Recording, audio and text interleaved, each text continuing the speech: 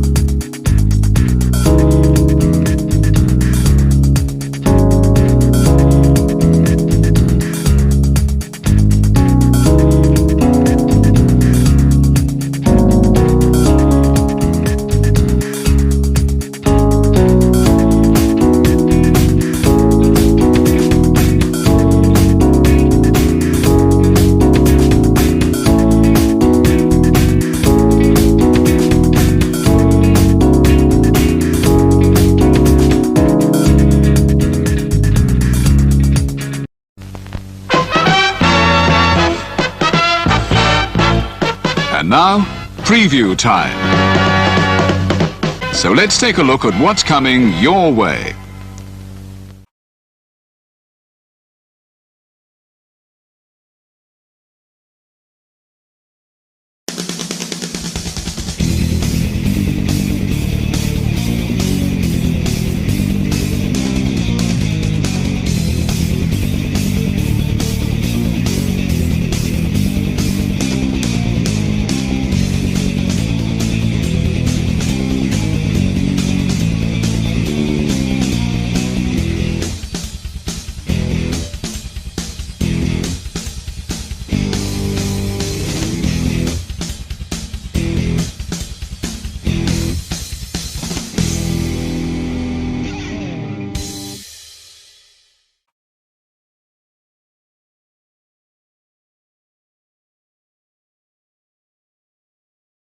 You ever wanted to come into a sports bar where the barkeeps know their game? Well, the Jeff Meacham Network, Multiverse of Media has got a production just for you. Sit down and relax as the stat boy and his partner break down the statistics in all things sports. Whether it's football, basketball, motorsports, baseball, hockey, soccer, professional wrestling, mixed martial arts, boxing, and much, much more. All are welcome. Your barkeeps here keep you up to date and in the know of everything going on in sports, while also having a pleasant conversation about it all. Your host and owner of the bar, Stat Boy Mike.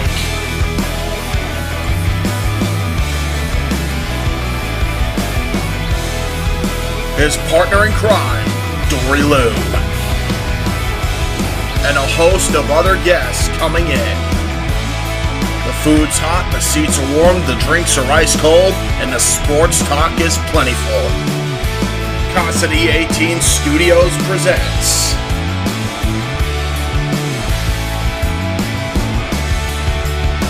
Stat Boy Sports Bar.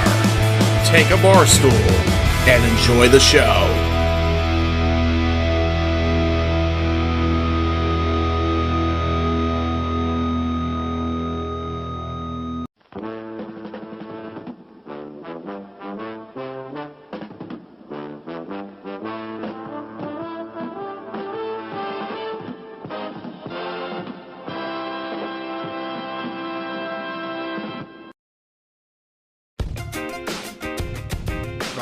Casa D18 Studios, an affiliate of the Jeff Meacham Network, Multiverse of Media, proudly presents this retro content from J18 Studios.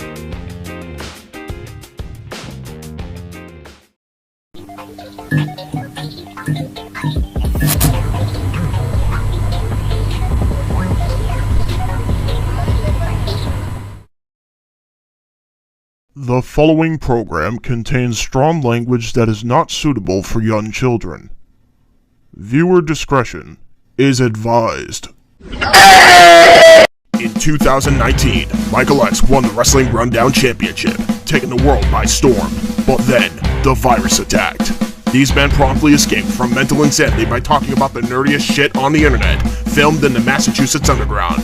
Today, still wanted by the people of YouTube, they survive as nerds, weebs, and dorks of fortune. If you have an obsession, if no one else can talk, and if you can subscribe to them, maybe you can hire the Indy Force.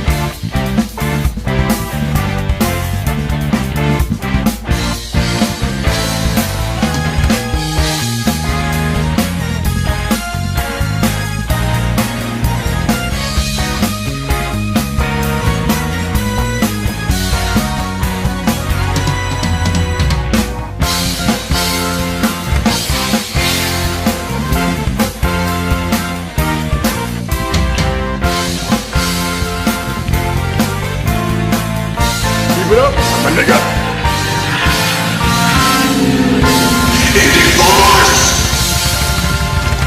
Assemble!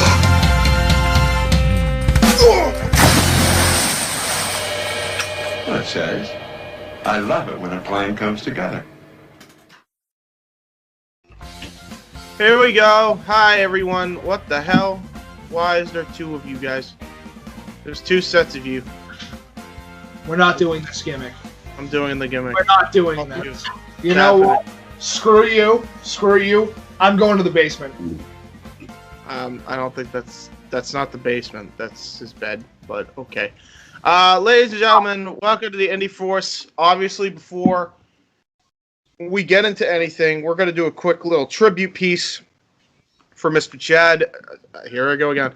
Chadwick Boseman, Mr. Black Panther himself, who died at age 43 of colon cancer. T'Challa. Yeah, which I'm still kind of shook about because it's like, holy shit, you know, no one knew he had it. So with that being said, typically what we would do is the 10-bell salute. We're gonna obviously find an alternative because he ain't exactly a wrestler. It wouldn't really make sense, but whatever the sound is for 10, Wakanda forever.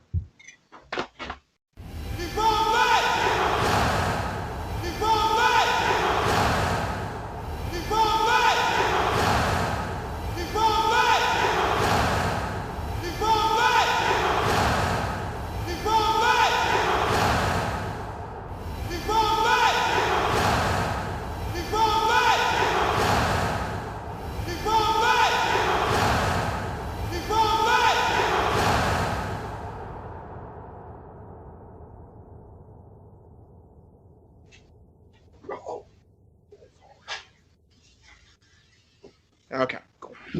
No! Help me, He-Man! Help me!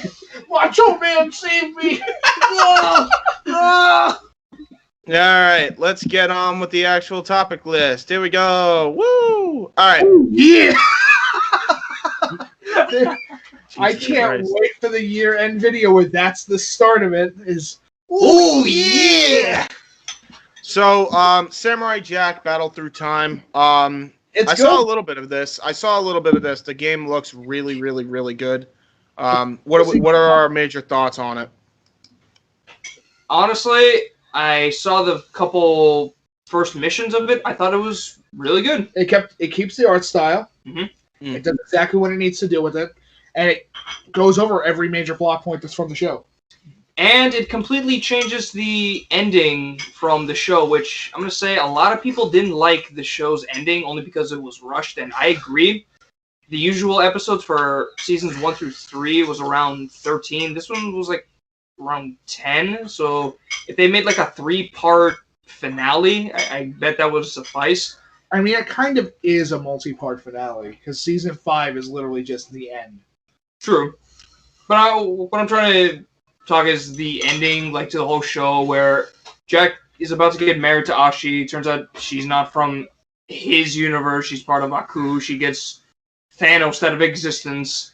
And then Ladybug. And Ashi... Then Ladybug. Isn't Ashi voiced by Tara Strong? Yes, probably. Yes. I mean, that ain't a bad voice acting choice, I'll say. Listen, hear me out. This is how voice acting works. It's usually between 5 people, and one of them is always going to be Steve Bloom. Yep. Noah North. Pretty much. Tara Pretty Strong. much. Rob Paulson. Great LA.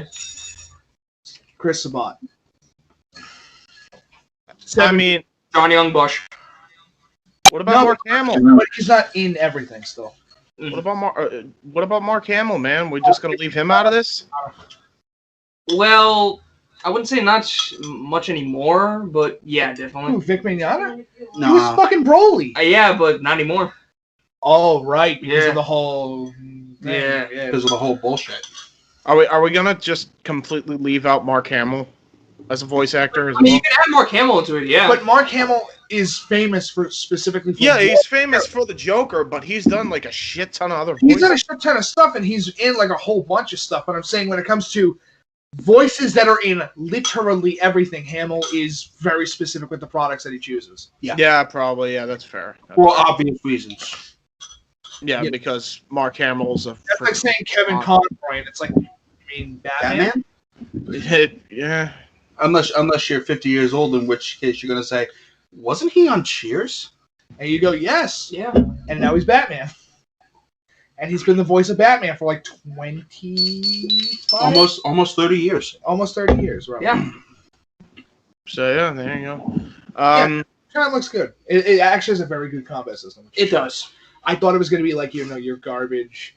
You know, remember Afro Samurai? Yeah. I was expecting that, like that gameplay style, and it's not like that, thank God. Oh, God. It was built more like an arcade style, and I'm okay with it. Yeah, I think it works. Developers of the game again, it wasn't Soliel? I want to say it's Soleil, you mean? Soleil, yeah. All I know is it's better than the people that develop Cartoon Network games. Thank God we waited a number of years. Thank God we waited a number of years before we released the Samurai Jack game again. Those Flash games were iconic. What are you talking about? I don't know. I always had trouble. Specifically, I had trouble with the old combat system in those games. Specifically in Now, if you're talking specifically about console games, then yeah, I can get where you're coming from. Yeah, that's what I mean. Flash games were really good on the original. Oh, the Flash games is good, except Naruto. We don't talk about that. Naruto wasn't a Flash game, was he? Yeah. There was a Flash game. It was the fucking shits. It was the shits, dude. Negative.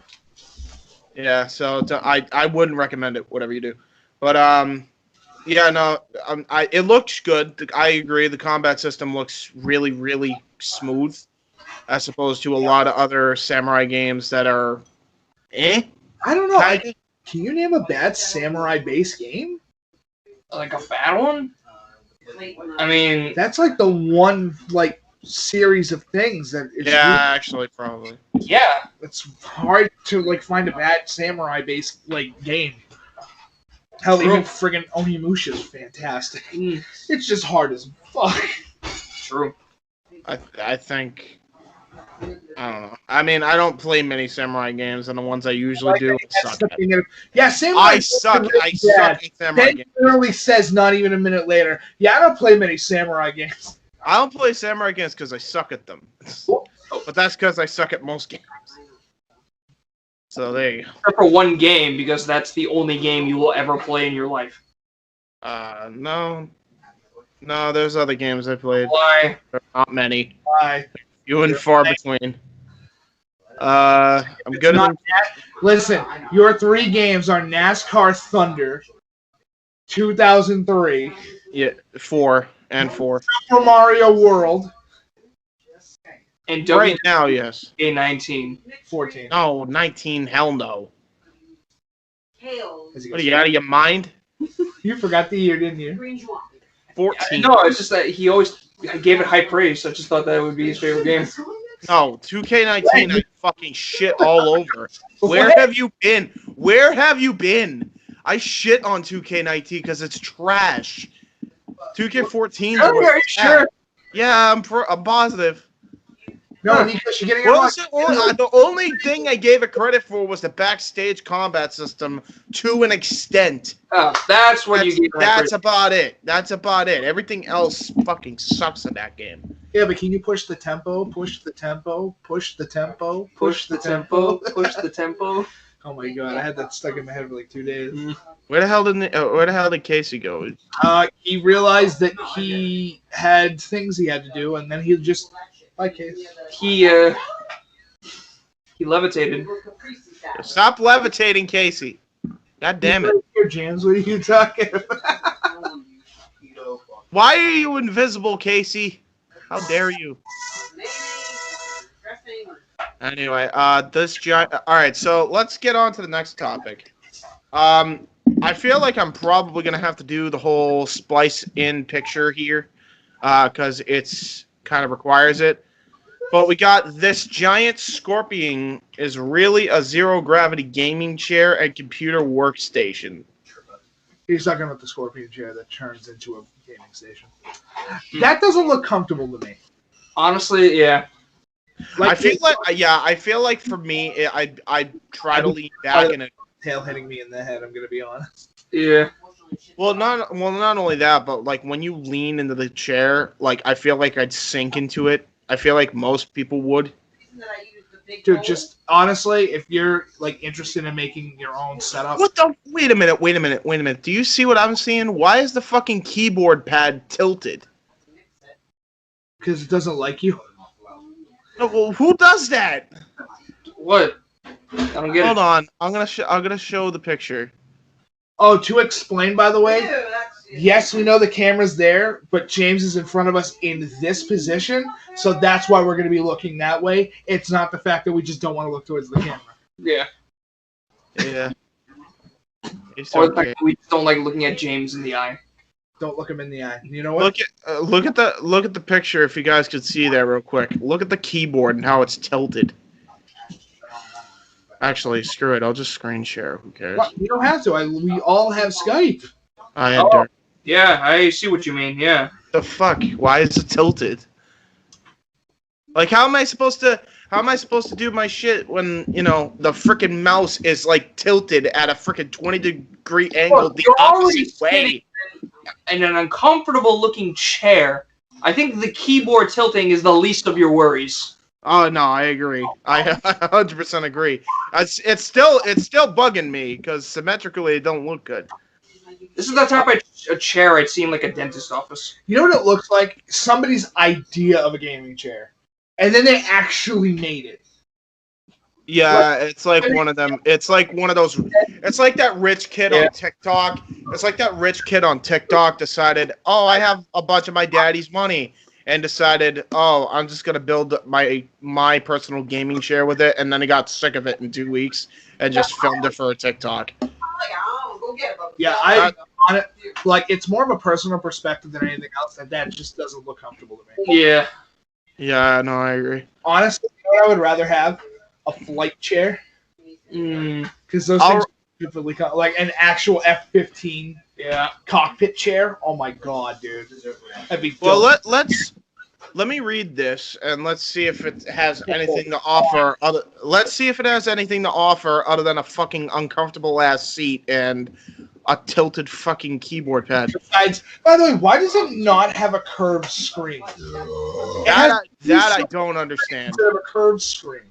It has 3 You know, monitors. Like it's 3 separate screens instead of a curved screen. it makes no sense. It makes no. Yeah, sense. that's actually really disorienting. I guarantee you, NASCAR drivers use this thing now. I highly doubt it. When they were doing the e-racing. I highly doubt it. I know one of them was. I just don't know if it was in that style of a Scorpion. Anyway, let's see what the fuck else it offers other than a fucking uncomfortable seat and Bluetooth. tilted fucking keyboard pad. Question: how do you hook up your shit to it? I don't know. That's why I'm gonna read the article. If I could read the article, that'd be great. Let me read the article. Maybe we can find it out. Does this chair come with OnStar? I don't know.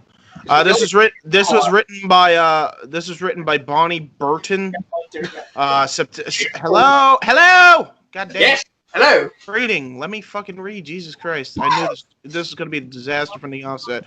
All right. This was written by Bonnie Burton from September 12th, 2020. Walk out of my room. Let me see. If you're looking for the ultimate computer workstation or esports gaming chair and you want to pretend like you're trapped inside a giant scorpion, your dreams are about to come true. No wonder it's fucking uncomfortable. They designed the chair to be uncomfortable. Hello. The farmer that told her to stop. Not too far off, actually. She was at the farmer's market. So, basically, they designed this chair so it could purposely be uncomfortable? Yeah, yes. That's exactly why they designed the fucking chair. Really dumb. So just to put in, let me read that again. If you're looking for the ultimate computer workstation or esports gaming chair and want to pretend like you're trapped inside a giant scorpion, your dreams are about to come true. That's the whole reason why this chair is fucking designed. Hey, you know what's funnier? Has anybody seen the clip that's come out in like the past couple of kids? You gotta go back a little bit. Oh, yes. Yeah, that's fine. The clip of the dude that goes, okay, how come somebody's first Sona is pointing a gun at me and it says, what's in the chair? No, or what's in the fridge? You want the truth? You want the truth? You want the fucking truth? There is no fridge! I lied! Fuck your fridge. Anyway. That's almost funnier than what he said. Almost? What makes it not funny? God damn it. The fact that you're not Mike. Well, yeah, because I suck. Anyway. So, okay. So there's a tweet from Pharaoh OW. I don't know who that is. I just kind of skipped down a little bit. It says, "Are you normal or do you desperately wish you had this Scorpion PC setup?"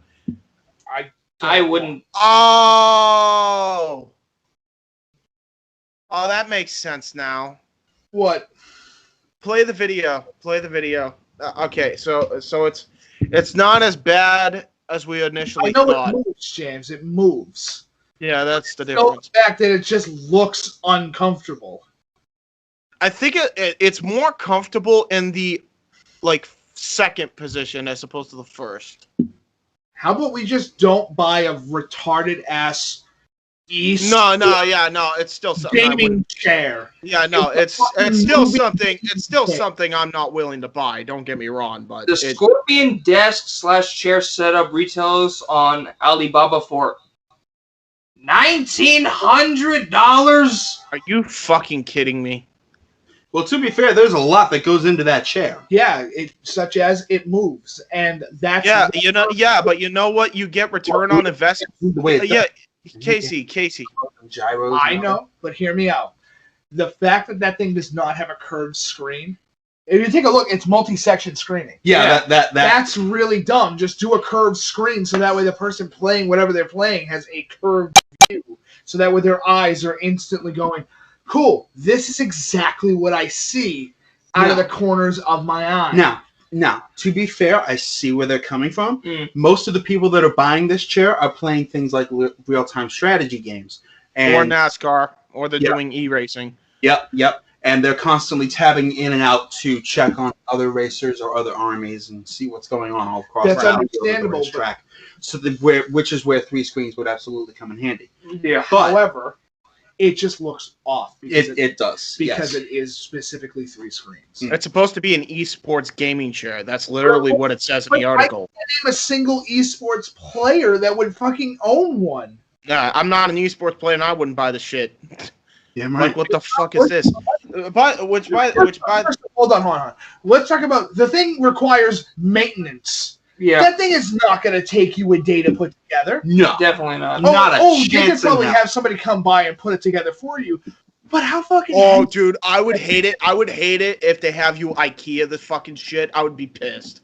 James, and what type of batteries this thing comes with? Because this thing better come with batteries. No, it hooks up to the wall with the size of your head. Jesus. And well, then again, we don't even know the operating system on that specifically, the size of my head. But it's more the fact that we don't even know what type of operating system. Is it upgradable? Can I get a brand new card to get that to work? It's basically, I think it's literally, chair, and that's it. Like, I think it's literally a gaming PC chair. That's it. That's what it is. On it. That's it. So that still means, Nikos, if you take a look, that still means I still have shit to hook up to it. Yeah, you do. And that takes forever a day. That takes not to mention the fact. Okay, imagine you're moving, right? Yeah. Do you know how fucking hard that thing is to be to, like, actually, you have to take it apart. Yeah. You can't fit the whole thing through a goddamn doorway. Have fun. Plus, how big is this chair we talking about? We talking about like the size. Well, I mean, it takes up like a quarter from the video. From the video on here, it looks like it takes up like a quarter of the fucking room, which is not spacious in the slightest. Oh, not at all. Not efficient in the slightest. Do you know what it is? What? Do you remember all the booths that came out when the Oculus came out, specifically for VR, like the chairs were moving, shit like that? It's one of those demo things that nobody's going to buy. True. Nobody's going to buy it because what's the point? Listen, to give an example, I can touch Casey's table by going about that far. Which in full length, I can get to Casey's table in less than about 5 feet. Yeah, it's about 6 foot away from where he's currently sitting. Right. So that means that if we were to put this in this room, first off, it probably is going to hit the fucking ceiling. Yeah, I've only got 10-foot ceilings. That's not very tall. Yeah. Not only that, but it's going to take up so much more room that you literally just made room for just to have extra space to walk around. If you do a Twitch stream? Oh, good luck with that. Good luck with that. No, because it's for esports players, correct? Yes. Yeah. So most of them are Twitch streamers. Yeah. So guess what? How do you Twitch stream with that fucking thing? You can't. Chat on one screen, stream feed on the other. I don't mean by that, but where do you put your webcam? How do you set that whole thing up? The reason why everybody uses a computer desk, like a big regular computer desk, is because it's more efficient. Is because it's very easy to set up a webcam and stuff. Yeah. You either do it on you could do it in a multitude of ways. It doesn't have to be a computer desk, but you have to have a steady surface. Like I have mine on a coffee table. I have the computer on a TV stand, but I still have my monitor on a coffee table, so that way I can just put my webcam on here. Yeah. It's way more efficient. That thing ain't efficient. That's just a luxury. And that's the whole thing. It's shifting and moving, so that means if you're sitting in your chair, first off, you got to get everything all set up proper. And most streamers are going to be sitting there for 4 hours. I'm not going to sit in that thing for 4 hours during a stream. No. You're high. Yeah. I might as well wish my back would blow out at that point. Fuck me. Oh, great. It's just to how I like it. But guess what I can do? I go buy a gaming chair that's about $150. If that, depending on the chair you get. Depending on you could probably get one of the frickin' chairs, the side menus, for like way cheaper than that. I think one of those is like $50, and that's way comfortable, way more comfortable than this fucking thing. Like a good gaming chair is going to cost you about $150 for it, and it's because it's specifically made for 8 to fucking 12-hour streams. It's made for that absolute comfort. Yes, true. I'm gonna tell you this right now too, because of how this wouldn't be comfortable. They overpriced this shit at like $14K. This thing ain't even worth $20 fucking. If it was worth that fucking amount that they say it is, they would have made it fucking comfortable for the consumer to buy. That's the problem here. It's just not don't comfortable see- at all. I It's don't not see what market efficient. they're It's not coming okay. Is it just me, or am I the only one that goes, I don't get the market they're attempting to merge their weight? Who's going to want to buy that? I'll tell you the market. I'll tell you the market. The market that they're attracting is the freaking TikTok rich kids that are just gonna buy that fucking chair and they're gonna fucking TikTok it for like 2 fucking minutes or however long fucking TikTok allows you to TikTok for, and then they're just gonna be like, fuck it, I'm bored with it, and throw it in the trash. But they bought it because they're rich and their father's rich. That's the market they're going to attract. I get people buying curved monitors because I get the idea. Right, First-person shooter, it matches my eyes completely. Yeah, your peripheral vision is a godsend with a curved screen. They're just fucking heavy as sin. Yeah. They weigh as much as like a CRTV. They're fucking heavy. I don't see the market for this. I don't either. And I listen. I understand where they're coming from. Well, we're not marketing towards you, and that's fine. But if I, as a gamer who's been fucking trying to get a gaming chair for years, but doesn't have the space to do it, and it makes no sense to buy. Why would I? Okay, let me ask you a question. Why would I buy a gaming chair when I could get a couch for cheaper? Why not just sit on the couch? Way more comfortable. Like we're doing now. I'm sitting on mine. Why go spend all this money on a gaming chair, a rig? We'll call it. Dude, we'll give them the fancy word of rig. Yeah. You know what it is? I'll tell you what this chair is. I'm gonna tell you exactly what this gaming chair is. I bought this thing for $670, and it's lasted me this long. How long have you had it for? A couple years, I think. So. Maybe I'll tell you what this gaming chair is. And this is a perfect fucking comparison. You know what this gaming chair is? It's a fucking airplane chair. So, first class seat. Nope, No, not even first class. We're talking I know where James is going with lower end class here. He doesn't know exactly what he's going with. When I was a kid, I was in a flight simulation. Mm-hmm. It's a flight simulation chair. Oh. But for the wrong reason. The reason why a flight simulation chair exists is so that way you have all your contraptions and buttons and everything you have to hit to keep your altitude going while you're flying the fuck around. Yep. Which can get rather complex at times. Yes, which can get complex. This is trying to do that. But for all the wrong reasons. But for the tweener, Twitch streamer demographic. Which just doesn't work. That isn't going to buy it because nobody wants it.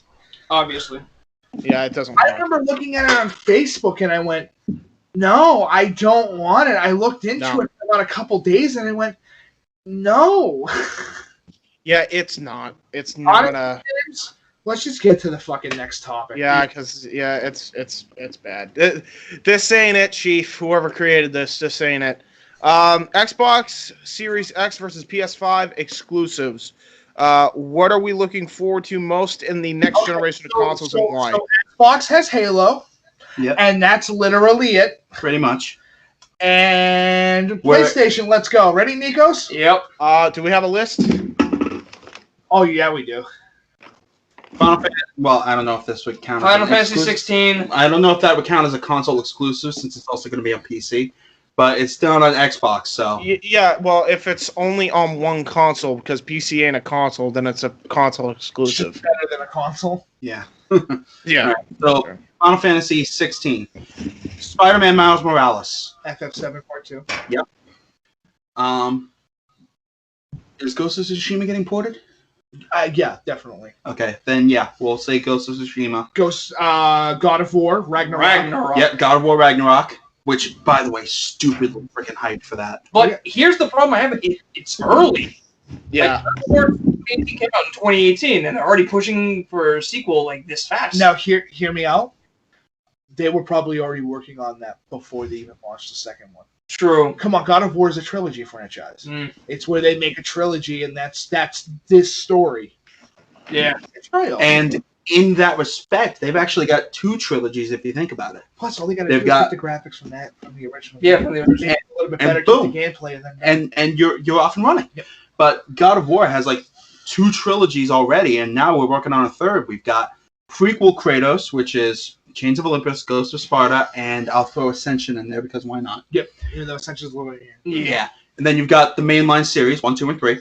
And now you've got God of War Norse and God of War Ragnarok on the way. Don't forget about the Kratos multiverse where he keeps appearing in other people's games. Yeah. For whatever reason. Wait, isn't that just a saga at that point? Well, it's more like here's how I can describe God of War in non-Star Wars terms. Yeah. Star Wars takes place over the course of like 23 plus years. 30 if you're talking about the original 6. If it's the original well, 6. Well, 30. Well, 30. It's over the course of 50 years. We'll say 35. Yes. Well, yeah. 32. Phantom Menace is 32 years before the end of Episode 4. Then there's 3 or 4 years between Episode 4 and Episode 6. Yep. Where God of War is more about here's Kratos prior to the first God of War game. Here's Kratos during the first 3 and his growth, and then there's Kratos after the original God of War trilogy, trying to settle into a new life as a Norse. Yes, because those of you who have played the God of War series will remember that he kind of broke the Mediterranean. Yeah, he fist fucked Greece like stupidly hard. What was the sex combo? How many button inputs did he have to hit? All of them. Let me see if I can remember correctly. I want to say circle, up, down, square, triangle, half circle forward, half circle, half L1, circle, half circle. L2, back and forth, circle, circle, circle, circle, and the best one. Down. I swear I'm just hearing Asura's Wrath combos now. No, Asura's Wrath combos are just hit the fucking buttons, hit them harder. Hit them all. Hit all the buttons. Until it breaks. We gotta play that one today. I know. Asura's Wrath. God, it was so good. Button mashers? Actually, now you bring that up, I have an idea that I've run by Mike and Nikos.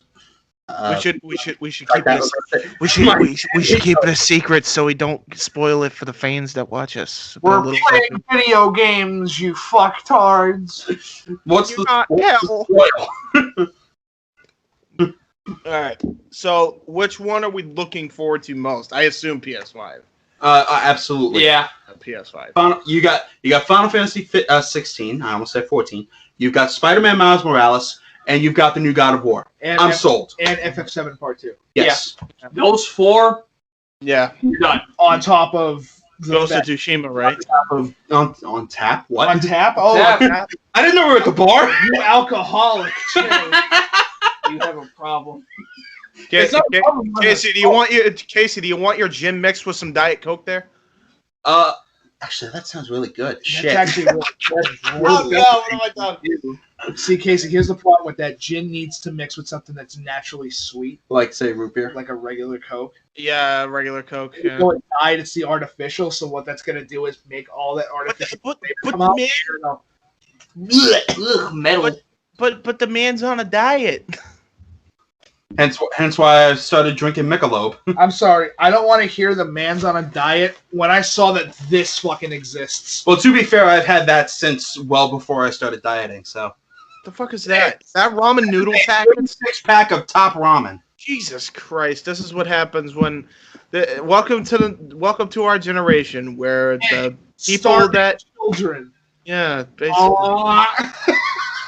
Dude, what the fuck? They're selling that shit at the fucking pack. I assume you went to BJ's to get that. By the way, Yeah. you're wrong. It's not a 32-pack. It's a 48-pack. Oh God. Worse. Take that, starving African kids. I mean, to be fair, Casey, for a college kid, this is like a meal for like 3.5 months. If not more. If rationed out properly. Yes, if not more. Should we talk about the next thing? Since we kind of already decided. Oh wait, one more thing. I actually want to comment on Xbox Series fucking up. Hey Xbox, Microsoft, stop releasing just Halo. Make new games. Get more exclusives, you fucks. Okay, moving on. And if you are releasing any other games, like Gears of War, for instance, can you make the story a little bit better? Can you just how about this? Yeah, please. Stop. And do a new franchise. Yeah, that's even better. Because all that Gears is now is, hey, remember the old games? Yeah, really. Is that right? That's it. Yeah, it sucks, huh? Yeah. That's literally these new games. Yep. That's how it feels. It feels like walking into a room and getting bitch slapped by a fucking steel glove. True. And not to mention, Whereas you look over a PS5, and I believe they're the first ones getting Resident Evil 8. Yeah. Honestly, the 5's going to sell so much because of the fact that, A, the console looks better. Yeah, definitely. It already looks better. I understand the jokes. Ooh, looks like a Wi-Fi router with 2 pieces of paper strapped to the side. Yeah, I'd rather have the Wi-Fi router with 2 pieces of paper strapped and a fucking fridge. I'd rather have that than a fucking brick. Dude, the first time I thought, that thing? I have. It's crazy. Dude, the first time I saw that thing, I thought it was like a mini fridge. I was wondering if I could get my goddamn Wi-Fi router hooked up to it. I mean, I've heard of barrel-chested, but never box-chested. I've never heard, where is my soda, ya bitch? Import me a soda, Microsoft. I stole it. God damn it, Mike. No, Microsoft would charge you through microtransactions for a soda. No, For that's Sony, EA. That's EA. That's EA. Oh, God, if they partnered up. Well, I mean, you know what? We'll get to EA. It was called Battlefront 2. We'll get to EA. We'll get to EA in a minute. But first, Oculus Quest 2 will be releasing. We don't know when, but that was in the gaming news. Are we excited? I never really got to dig around with the original Oculus Quest. I heard it was good, but never really got to use it. No, dude, the same. The most experience I have with it is just Let's Plays. So okay, hear me out. Join the club. Hear me out, though. It doesn't matter for one specific factor. What? John Carmack is working on it. Ooh. James, you have no idea who John Carmack is. He's the creator of Doom. Well, co-creator. He's the creator of Doom. He's the one that built the goddamn. I don't know who he is. You forget I played Doom with you when we were kids. No, but John Carmack is the literal creator of Doom. I know who he is. You don't. You have not read Carmack's book. I know that he. Oh, I thought we were talking about the game. No, John Carmack, the creator of Doom. He created fucking Doom. The father of Doom. Say what you want, but let's be honest. He was the guy who literally created. Yeah. He's the creator of the Doom engine. is not what it is today without that friggin' engine. On top of the fact that he created Carmack's Law, which is... Carmack's Reverse, yeah. Yep, which fucking figured out how Shadow's working in. Quake, for fuck's sake. Yeah. Anyway, so yeah, are we excited? I guess. I mean, I'm not going to be able to afford it, but... I'm just glad John Carmack is still working. By the way, the thing is going to have... It's going to be like a portable now. Nice. So that means you don't have to be hooked up to a computer anymore. Yeah. Just Right? strap that shit on, put your hands on, find a good space in a room. And you're off and running. Dude, you can kick in these fucking games now. You're throwing real kicks. Oh, God. What happens when Vader Immortal Episode 2 comes out? It's already out. Oh. They already finished. Vader Immortal's done. Is it? Yeah, that whole series is done. Vader Immortal already ended. You know what my theory is? Here's my theory. At some point, the Oculus Rift is going to get so advanced, or the Oculus Quest in this case is going to get so advanced that you're literally going to be able to create your own games using that thing. Because they already have. It was called PSVR when they had Dreams. James, people are making games inside of games now. That's ridiculous. It's ridiculous. What a time to be alive. Revolutionary, but... I mean, okay, hear me out. What is a actual Batman game going to feel like on the Oculus? Because we kind of got it with Batman VR, kind of, but... Yeah. Arkham VR, you mean? Yeah, Arkham VR. But I want like a full-fledged fucking Batman game with a fighting. All I know is if we're going to get a full-on Batman game on on one of these virtual systems, you're going to have to learn karate. Well, I already know karate, so... Well, you're set then. You can at least play it.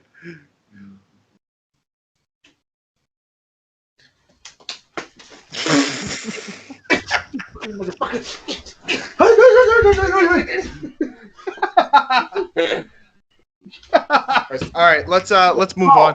1 point. So the answer is Oculus Quest 2 is Indy Force approved. Big thumbs up, guys. Let's do it. Big gorilla thumbs up. 2 gorilla thumbs up. Let's talk about something that's 2 gorilla thumbs fucking down. EA Sports. It's not in the game because no. Here's the new tagline. Here's the new tagline. It should be EA Sports. Our games suck. Let's get on to it. Fuck me. Yeah. EA Sports. It's not in the game. EA Sports isn't in the EA game. Sports. What's a game? Yeah. That's the one. That's the one. That's the one. EA Sports. What's a game? That's it. 100%. You know what's crazy, EA now. What?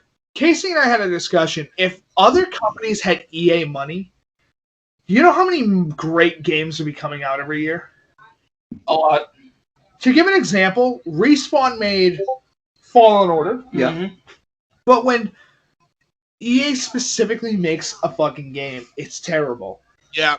Yeah. They literally require going, so, what am I Well, speaking of using some of that intuition? They are the Vince McMahon of gaming. Oh yeah. Sucking the industry dry. Well, let's talk about it because Wait a minute. Go. If EA is the Vince McMahon of the industry, is 2K the friggin' Jeff Jarrett? No. No, he would be the Vince Russo. He'd be the Vince Russo. There you go. I would no. Honestly, I think 2K and Bruce Pritchard. That's Bruce Pritchard. 100%. Bruce Pritchard. Take a bullet for Tom. Put one in Bruce. Yep. Let's talk about this. We got we got a clip right here from the Pat McAfee show talking about this very topic. This is how mainstream this got, by the way. It was so shit that it made the Pat McAfee show. I have one thing to say before we start this. What? Go. One question for you boys. Sure. What is the most evil thing EA has ever done? Cancel 13-13. That's fair. Yeah, well, you know what? We'll talk about that when we play this clip. AJ, you a big Let's get this clip going. AJ, you a big video game player? No, I'm not. Me neither. But let me tell you why this is going to be eye-opening to you and I. So there was a big movement on the internet this weekend that was like NFL 21? NFL Stop EA or something like that. Yeah. Or an NFL, what was the exact thing? I forget what it was.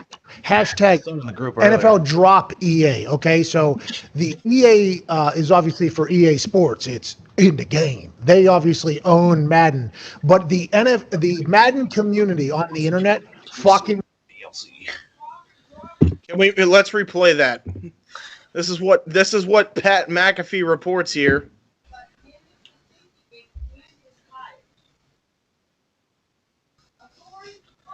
I mean, no shit. Can we say that? No shit. Yeah, agreed. Yeah. It's fucking. I think honestly, if I had to put it down to like the most disgusting thing EA has ever done, you know, besides hiring interns to do the work of several people, and then have them sign a contract where they can't work in the industry for the next 5 years, that's pretty fucking evil. Especially when they fire them immediately. Oh after yeah, the fact. Honestly, it's probably the most fucked up business practice of all time. It's a little bit worse. How about taking developer content and then literally going, "Yep, we're gonna kill it." Also EA. Play it ever again. Also EA. Yeah, so news for you, Pat. It's not just the Madden community. Everybody fucking hates Electronic Arts, but anyway. Works. Anyway, we move. Really in the video game community, you and I, AJ, but the Madden community is sick of EA Sports. They want the NFL to cut their relationship with EA Sports. They want somebody else to make the NFL game, the football game, because people, I think, enjoy playing it and love the thought of what it could be. But I guess EA Sports is just dropping the ball completely. I'm not a big video game player. Neither are you. So to bring in, there's a guy who was tweeting this weekend about it, good friend of ours, Darius Butler, to chit-chat. He's not on. Yeah, they had a technical issue, so we're just gonna skip right to that point. Can't hear you guys. Can you hear us? I can't hear you, Pat. Oh, I can more hear attention, you. Chris. Fuck's sake. I forgot. Hey, D-Butt, love the backdrop. Love what you got going on. You look good. Great to talk to you. This weekend, the internet got loud about EA Sports and what they've done with the Madden franchise. You were a part of that community. What is the problem with Madden, and why does everybody hate EA Sports for it? By the way, I want to point that out. This guy was, keyword, was. Pat McAfee did not speak there. He did not buy this year's game. He was one of the few people, this guy, that did not fucking buy this game. It just hasn't developed for a long time, man. It hasn't developed. It's got real glitchy. The real football movements aren't there. I actually a few months ago, maybe a few weeks ago, I reached out to Twitter hey man, let me come in and help you fix this game. Cause this, like you said, it's like a community. I grew up playing Madden as a kid. I always wanted to be on Madden. Obviously I wanted to make it to the NFL, but being on Madden was a big deal. Checking your ratings, that's a big deal. So I don't play it as much anymore, and part of it is because it hasn't. That's mad. Because it hasn't developed and got better. So it's definitely a lot of room for improvement. I want them to get better, man. So that's why everybody hates you, just because the game isn't as good as it could be or as it should be in the year 2020. And the Madden community is listen, we gave you a chance in 2017, 2018. There's more to that. I did some research. Did you find? Well, hold on. Let me just point out that I did some research. It is just as glitchy as WWE 2K21. Yeah, so that's the other fucking reason. So now you can go. Okay. I just wanted to point that out. Do you know why Madden fans are just pissed off? Because every year it feels like we went this direction back in 2003. And since 2003, 2005, roughly then, we've been slowly regressing. Oh, yeah. Features, things that have been in the previous games, to the point where it's why am I getting excited for a feature that existed in the game 4.5 to 5 years ago? Yep. Why am I getting excited for a game that is literally the same fucking title year? They're $1 million titles, nobody will deny that. But why am I getting excited for a fucking game that constantly does the whole take shit out, put stuff back in? See you in 6 years, fuckhead. Thanks for the money. Looking at you, 2K. Yeah, 2K and EA. 2K they're one and the fucking same. Let's be honest. McMahon's. Yeah, they are. There's really no difference between the two. And by the way, let me point this out. EA and 2K together make Vinnie Mac. Yeah, so this would be Vince Russo. Vince Russo. They're equally just Vince Russo and Bruce Pritchard. I'm gonna own your name. Well, we already talked about that. By the way, if you haven't checked it out, go check it out now. Cheap plug.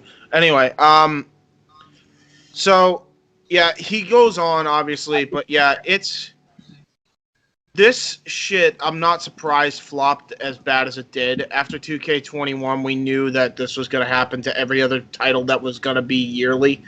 It was only a matter of time before Madden was fucking next. I know NBA also fucking suffered too this year. But you know what's crazy? Madden, NBA, except for NHL. For some reason, I don't hear anything. NHL has always been. I haven't heard anything about NHL recently. Baseball, football, basketball, and wrestling all have a year that they're considered the worst title. What year do you think that is, Nikos? 2020? Nope, 2015. Really? 2015 isn't even the worst. 2015 is 2020 completely shit that year out. 100%. 2015 is the start of all these companies going, yeah, we really don't know what to add anymore. Whoopsie. Maybe add everything back that you already put in, and don't try to fucking fuck with the combat system. If it ain't broke, don't fix it. Who makes MLB The Show? Does anybody remember off the top of their head? I want to say that's 2K.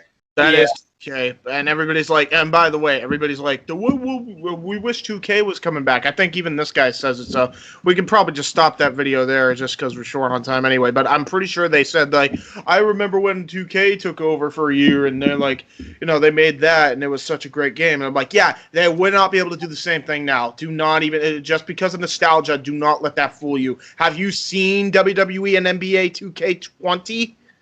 And how disastrous those games fucking were? So disastrous, they bricked this guy's friend's computer. Yeah, no. Good. $2,000 PC still isn't paid off for. Here's the problem. I actually, here's the thing. Here's the only time I agree with DLC being up the ass. If it's not a yearly fucking title. The problem with EA is...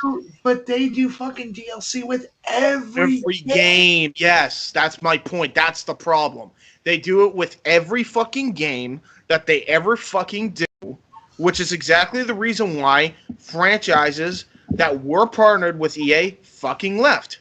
Like NASCAR. Name the last time, by the way, that you have played a boxing game. Fight Night Round 3. Fight Night Champions. Fight Night Champions was when?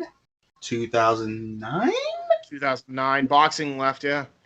I don't think they have had a game since. They've had a boxing game since 2009. Yeah. Which is upsetting. If you notice it, when we did our AEW Dynamite game extra, which again, another cheap plug, go watch it, we did not include EA. We did not include 2K. None of those fucking titles were on there. We went with fucking NetherRealm. We went with Aki and you. Yeah. Why the fuck are we going to choose? Why would you hire a company that doesn't? Here's what you do, and this is the one thing I would say. If you're going to hire any company to make a game, make sure that they know what they're getting into. I mean, to give an example, fucking one of the best football games for the NFL is NFL Blitz. Is NFL Blitz by Midway, because they made it an arcade game first and worried about realism later. They made a fucking video game before they went, okay, so now let's start adding players and all this other stuff and what you can do. And it's like, no, screw that. If you're going to make a nowadays Madden title, stop the garbage, because guess what? There's not that many fucking players changing hands. Yeah. No. You know what I think? I think they should... Updated roster. Guess what? Nothing really changed.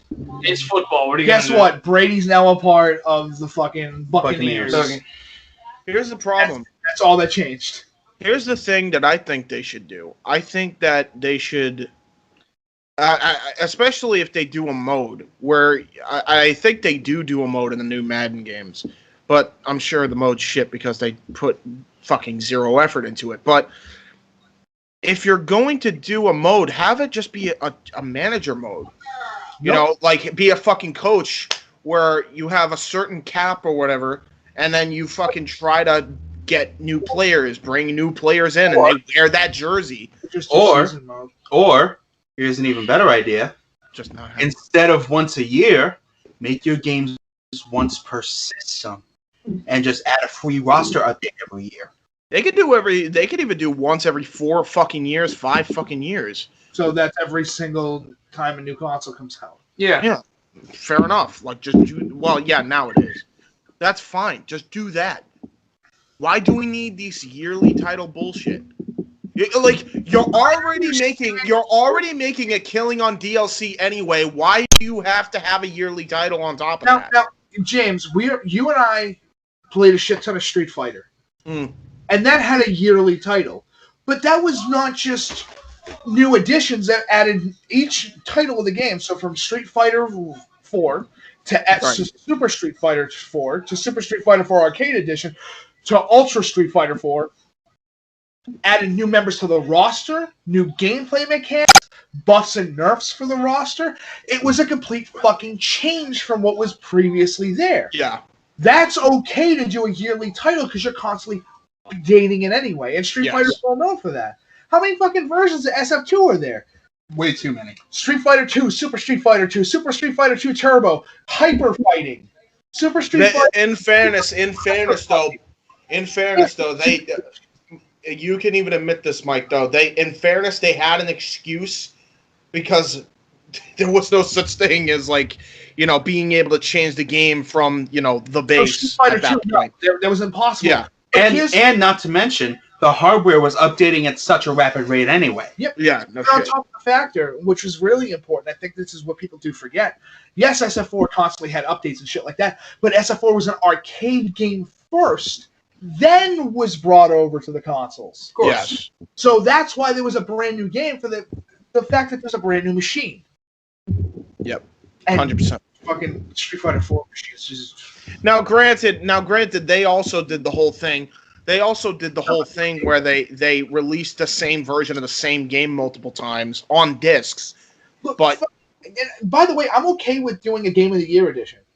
I know a lot of people complain about that, but it's like, to give you an example, I bought the Fallout 3 Game of the Year edition today because SmackDown vs. Raw 2007, which I attempted to purchase, didn't want to fucking work for whatever reason. So I decided to get a brand new game, and I'm okay with the Game of the Year edition if it adds new shit. Right. Like for example, Fallout 3 and Fallout 4's Game of the Year edition did the same thing as Skyrim's Game of the Year edition. They gave you all the DLC packs, and in the case of Fallout 4 and Skyrim, let you play around with all the mods. Yeah. Well, that was special edition anyway. All I know is EA, companies like EA and 2K can learn a thing or two from the freaking companies we just mentioned, and they should. Don't trust EA and don't trust 2K to make a game, because here's what's going to happen. By the way, my prediction for Battlegrounds right now. Here's my prediction. Sure. Ready? It's going to launch. It's going to be played for 2.5 months, and then it's eventually everybody's going to start bringing it back to the store for refunds, or bring it back to the store to be traded. That was actually going to be a later topic in the wrestling session, but fuck it. Well, we might as well just bring it up now. Yeah. Yeah. So WWE Battlegrounds, it's going to flop.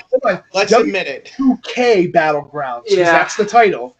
WWE 2K Battlegrounds, where you can have your favorite wrestler have superpowers. In other words, WWE 2K20 Superpower Mode. Sonic the Hedgehog is not impressed. Yeah, exactly. Where the fuck? Oh, on the other camera. Okay. Oh, on both. You gotta point at your boy. I mean, gotta go fast. And even he has bad titles, but he has a lot of good shit as well. And almost never has bad music. Exactly. And also, unlike 2K. Unlike 2K. WWE 2K Battleground. Gameplay, I don't know what it's going to be, but it looks like an All-Stars clone. But it looks like a cheap version of All-Stars. I think it's like... It reminds me of a really bad version of Celebrity Deathmatch. No. Oh, you know what it reminds me of? What was that game like? What was the game? Because I don't remember it off the top of my head. Where they had the freaking... I'm just gonna be fucking blunt with it.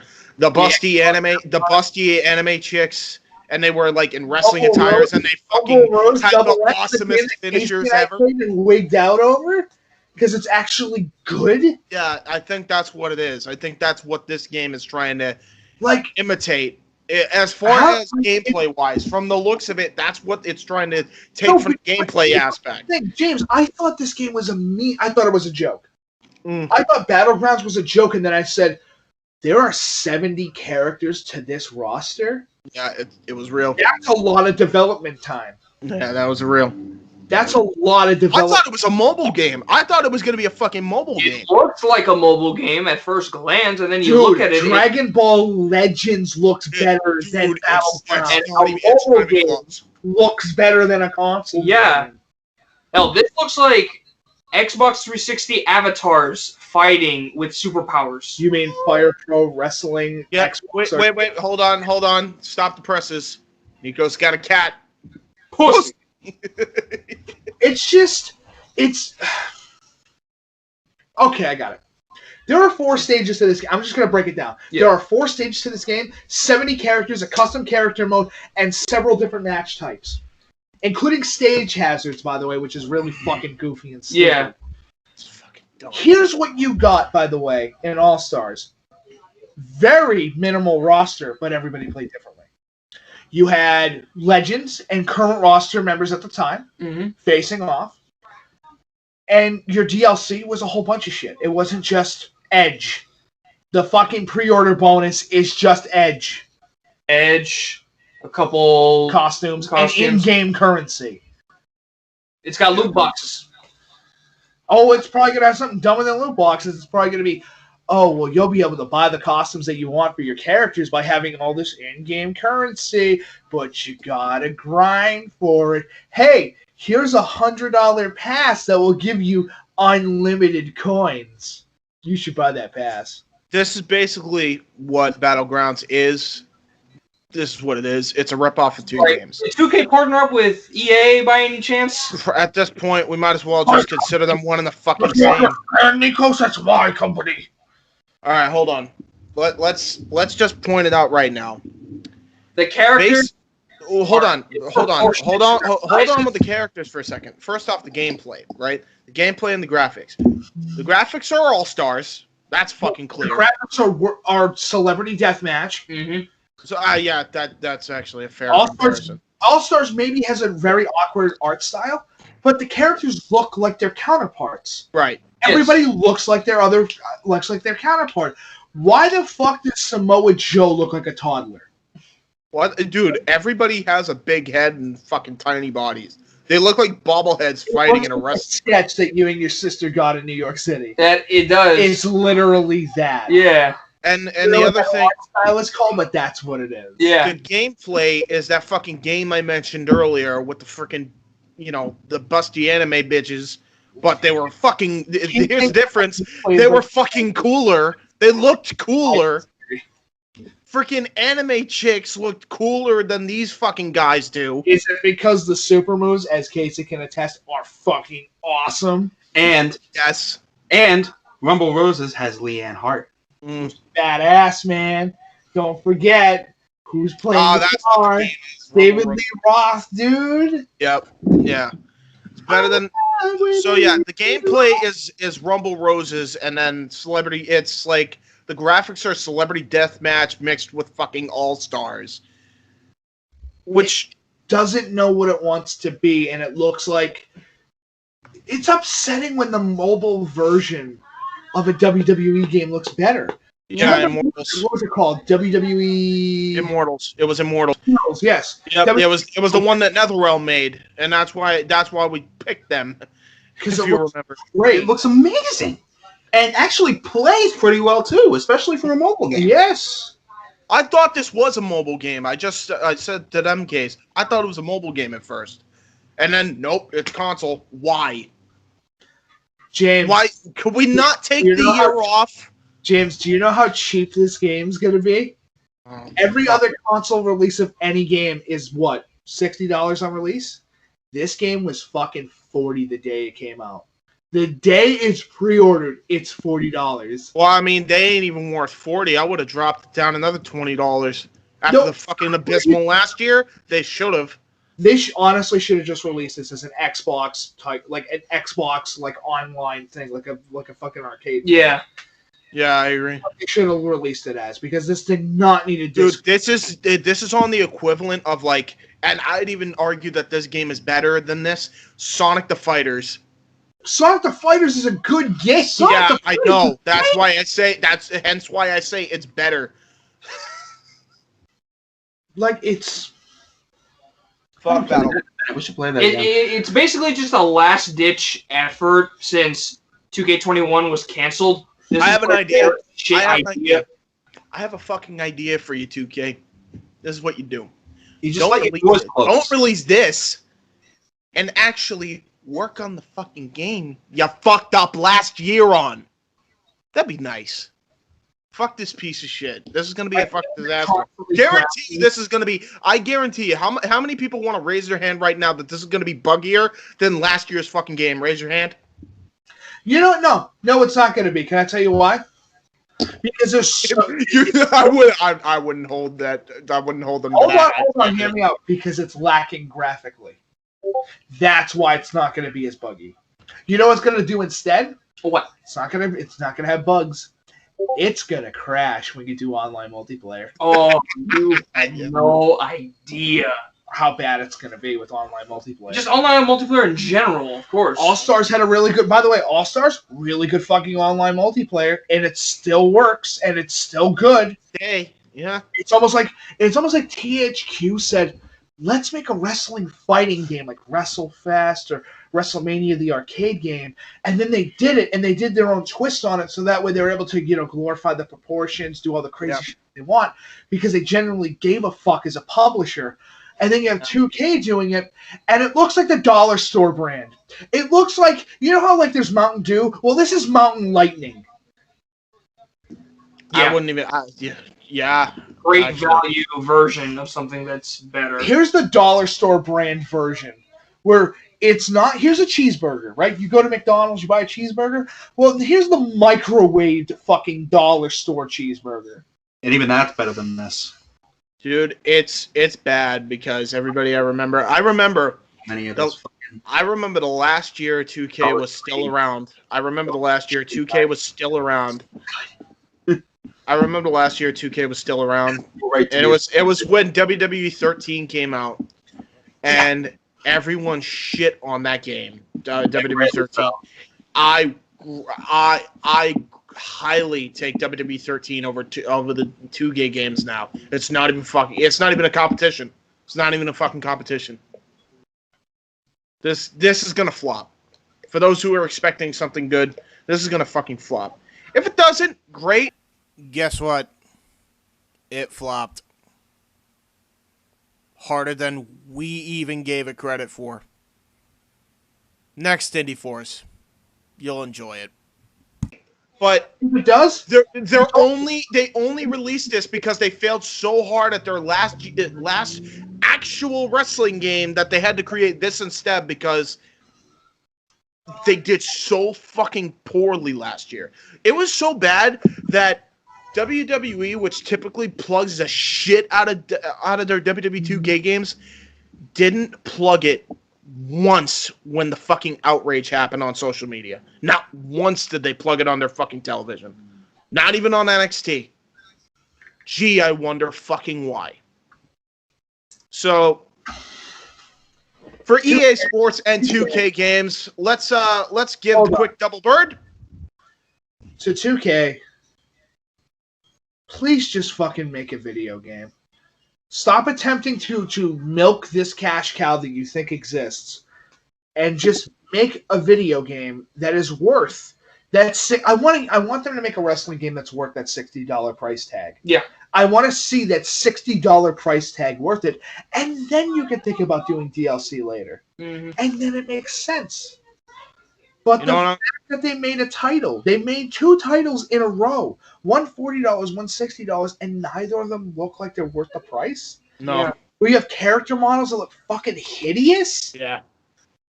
No, I'm sorry. I'm not wasting. Listen, the last wrestling game that I will ever buy, that I ever bought that was a current one, was 14. 2K14. That was, and we might as well just call it what it was. WWE 14. 2K didn't make that fucking game. It was THQ all day, every day. And you could fucking tell, by the way. Oh, yeah. The last great wrestling game. Great wrestling game. Well, no, that's not true. The last great WWE game. Yeah. Yeah. Last great WWE. Still going strong. Mm-hmm. And I really hope Aki comes around again so we can finally get back into... Dude, Aki, and you know what? True. Here's an idea for this before we get on to our commercial break. I say after we're done with the show and after our premiere tonight or whatever for the other shit, we should tag Ukes, specifically Ukes, WB Games, NetherRealm, and Aki. If we can find their fucking social media handles, that fucking extra we did. Just grab Ed Boon. Honestly. Yeah. Oh yeah, tag Ed Boon too. Yeah, it works too. Ladies and gentlemen, we're going to take a quick commercial break. If you're liking this podcast so far, hopefully you like the new setup when the boys are together and I'm still at home because fuck COVID. But if you like this video, make sure you smash that like button. That's the first thing you should do. So smash that like button. Make sure you leave a comment down below. So That'd be bad. Yeah. Don't be creeps, please. I don't need any Alexa Bliss stands. We don't need any Alexa Bliss type stands. Thank you. But yeah, leave a comment, please, down below if you're watching this on VOD or in the live chat. If you're watching it live, it helps us with the algorithm. So definitely do that, please. And also share on Facebook, Twitter, Instagram, any other social media that you can think of. And don't forget to subscribe and turn that post notification bell on for more episodes on the Indy Force. And you can also check out on Open Mic... Fucking phone. Open Mic Night, Jay Hebert's Side, God knows what else on this freaking channel, Jay Hebert Theme Edits, God knows, I'm losing track of all the fucking shows we do. But part of FTW Productions, go do it. Go check it out. We'll be right back. Actually, hold on. Since you guys are all together, do the song, and then we'll go on a commercial break. You know what song? What song? So we'll be after these messages. After these messages. We'll be right back. That just depressed me because I can't do it. God damn it! I shouldn't have told you to do it. Fuck. Good evening, ladies and gentlemen, boys and girls, Indy Force fans of all ages. I am Luke Lynch, Commander of the Legion, and if you have not already, check out my adventure vlog series over on my channel. Grant you, it's not the most often updated series. It's definitely far from frequently updated. But when it is updated, it's good times, geeky, nerdy, and fun times all around with cool geeks from all walks of life. For example, YouTubers, content creators, Twitch streamers, you name it, I've got it, all on The Adventures of Luke Lynch, which you can find on my channel. Subscribe, like, comment, watch, share, do the whole thing under the umbrella of For the Win Productions. Future James, take it away with that outro.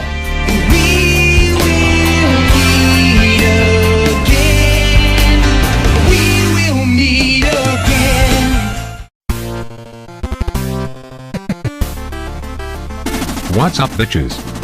Are you tired of being bored during quarantine? Well, to pass the time, check out hundreds of free classic games on PlayEmulator.com. This site offers so many classic titles from the Nintendo Entertainment System, all the way to the Game Boy Color. They also have a huge PSX library, along with an even bigger Sega library. The collection is massive and has hundreds of games, including, but not limited to, Sonic the Hedgehog, Super Mario World, Donkey Kong Country, the original Streets of Rage, Pac-Man and Mrs. Pac-Man, WWF No Mercy, Mike Tyson's Punch-Out, Virtual Pro Wrestling, Super Mario 64, F-Zero and F-Zero X, the original Tetris, Contra, WCW NWO Revenge, Doom 64, all Street Fighter II titles, Pokemon X and Y, Mario and Luigi Superstar Saga, the Ultimate Mortal Kombat Trilogy, and much, much more. They also have a small section for MSX including the original Metal Gear.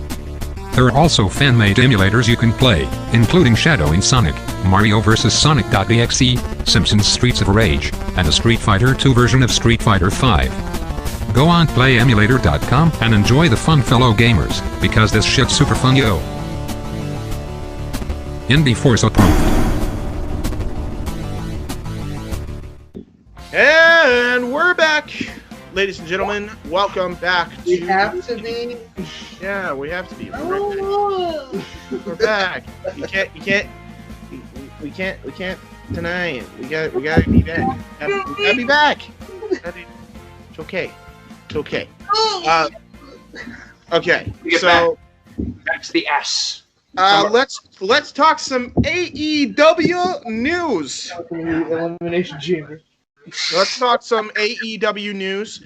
Obviously, we're going to talk about the pay-per-view buys for All Out and the AEW Dynamite rating. We have reviewed the shows. Nikos, Mike, and I, somewhat reviewed it, but we didn't review all of it. But if you want to know more in-depth thoughts of what we thought about these shows, check out the Alternative Podcast with the Epic ATMD is one of our sponsors. We'll actually link that video in the description if you guys want to check that out. And also, check it out on the iCard right here. Boom, right there. So there we go. News on who won for the predictions of All Out. We did a CPU match. Our characters of WIW between Casey, Mike, and I. And through technical bullshit, I retained, but I'm going to be real, we're not doing CPU battles again. So Yeah, it was I'm still your the shittiest thing. Nico, I've never seen Nico so deflated to keep a championship because he's honestly, if somehow I win at Full Gear, I am definitely relinquishing the title. Immediately wins it back at Revolution. And if I win it back at Revolution, I will leave Indy Force and never come back. No. You know what you do? This is what you do. Nikos. Just at that point, if you win it at Revolution, just make it a hand-me-down and just give it to somebody else. No. Give it to the runner-up.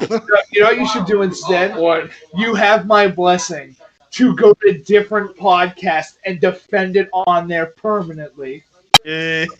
Fuck it. Oh boy! All right, we're gonna totally fucking Monday Night Raw this shit from like back at like 1993, where we're just going, they're the new champions. It's like when they lost, he lost it on a house show, but that doesn't matter because it's our canon. All right, so Casey's gonna want to hear the good news. Tell him to come back in, but I'm about to read this article. Actually, Case, we can hear you. Case, baggage. We got good news, Case. It's good news. It's good stuff. Package. Case. Yes. Wow. So let's get started. This article comes from WrestlingEdge.com with, ironically, by a guy named Matt Boone. Is that the brother of Ed Boone? No. So what you're saying, James, is that Clam Boone? No, Matt Boone. Not Clam Boone. It's all that fuck shit. Yeah, sure. I bought a t-shirt of that. But anyway, early estimates regarding pay-per-view buys for All Out are in. So Dave Meltzer released in early estimates that the amount of buys that AEW's latest pay-per-view garnered in this week's issue of the Wrestling Observer newsletter at Figure4Online.com. According to the longtime pro wrestling journalist, who has long been the most credible sources when it comes to pay-per-view buys in both the pro wrestling and mixed martial arts communities. Haha! Screw you, Dave Meltzer. It is Dave Meltzer. It is Dave Meltzer. He said Ed Boone. No, Ed Boone wrote the article, Casey. Oh, okay. From Wrestling Edge. Fuck you, Dave Meltzer is instantly told those estimates. Dave Meltzer. It's Dave Meltzer. I hate 6-star Dave. Oh, don't bring that up. I cannot believe what's happening, James. It is 6-star Dave facing off against Walter White. He hits a power bomb. Oh my goodness. Walter White hits him with the mech charge. Please don't get me kicked off of NXT. Thank you. Anyway, according to a longtime pro wrestling journalist, blah, blah, blah, I already read that part. AEW All Out is estimate at drawing between 100,000 to 110,000 buys on this pay-per-view this past Saturday on September 5th. This is 2 Saturdays now, 2020. By comparison, the most recent AEW pay-per-view show, All Out, which was Double or Nothing. Oh, okay. So it had 115 to 120,000 buys. So the pay-per-view buys were 100 to 110,000. The fact that they're still doing over 100,000 now is fucking huge for AEW, and they made a very good killing on that one. So it's worth noting that that AEW Double or Nothing on 5/23/2020 finished as the second highest drawing pay-per-view in the short history of AEW, with the inaugural AEW Double or Nothing coming in at around just slightly ahead with 115 to 120,000 in 2019. So this is actually the number 2 most bought pay-per-view in the early history, the early phases of AEW. So that's huge for them for sure. I would say that's a big step in the right direction for AEW. Shut the fuck up, Mike. Hey, screw you! It's Dire Straits. Dire Straits takes precedence over the Indy Force. Next up is another big news headline for AEW. So this was last week. This week they did a little under. I think it was like 800, but that was because NXT was competing with them again this week. But they still managed to pull out 886K, which was big. But they just I digress. Which is not hard to do. No, AEW Dynamite ratings for September 9th, 2020 surpass over 1 million viewers. Let's get a round of applause for AEW. Woo!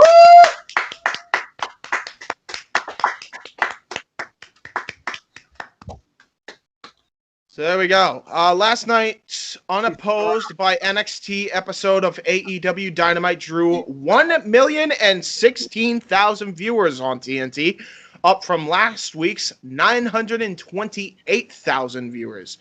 I believe that means it was up by like, what was it? It was up from 0.3% from last week, which is a big freaking increase there. That's a really big increase. That's AEW's third highest viewer number event since that they've surpassed 1 million viewers since the first 3 weeks of shows between October 2nd, October 9th, and October 16th of last year. Tuesday's NXT only drew, in comparison, by the way, 838,000 viewers, which is actually not bad. I expected them to still be under 600,000. On the USA Network, down from the previous week's 849,000 viewers. So they were still down, to the shock of no one, by the way. I wonder why they were down. Maybe the fact that they fucking had a fatal 4-way Iron Man match and in a fuck finish probably has a lot to do with it. But anyway. Again, my stupidity kicked in. Yeah, I'll explain later. Don't worry. Say they had a there was a fatal 4-way match, and Finn Balor and Adam Cole tied, and before that they promised a new champion, which in turn means they fucked the fans. So no wonder why it was fucking. How long was that match? An hour. They went a 60-minute fatal 4-way Iron Man match. Yep. That ended in a fuck finish. Yep, and then this episode that was competing with it, even though it wasn't on the same night, drew less because then those two had to have a match next week. On WIW to prove we can do it better. Damn right. So yeah, just figured I'd let that be known, ladies and gentlemen. Yeah, that's probably why. James. Not gonna sugarcoat shit.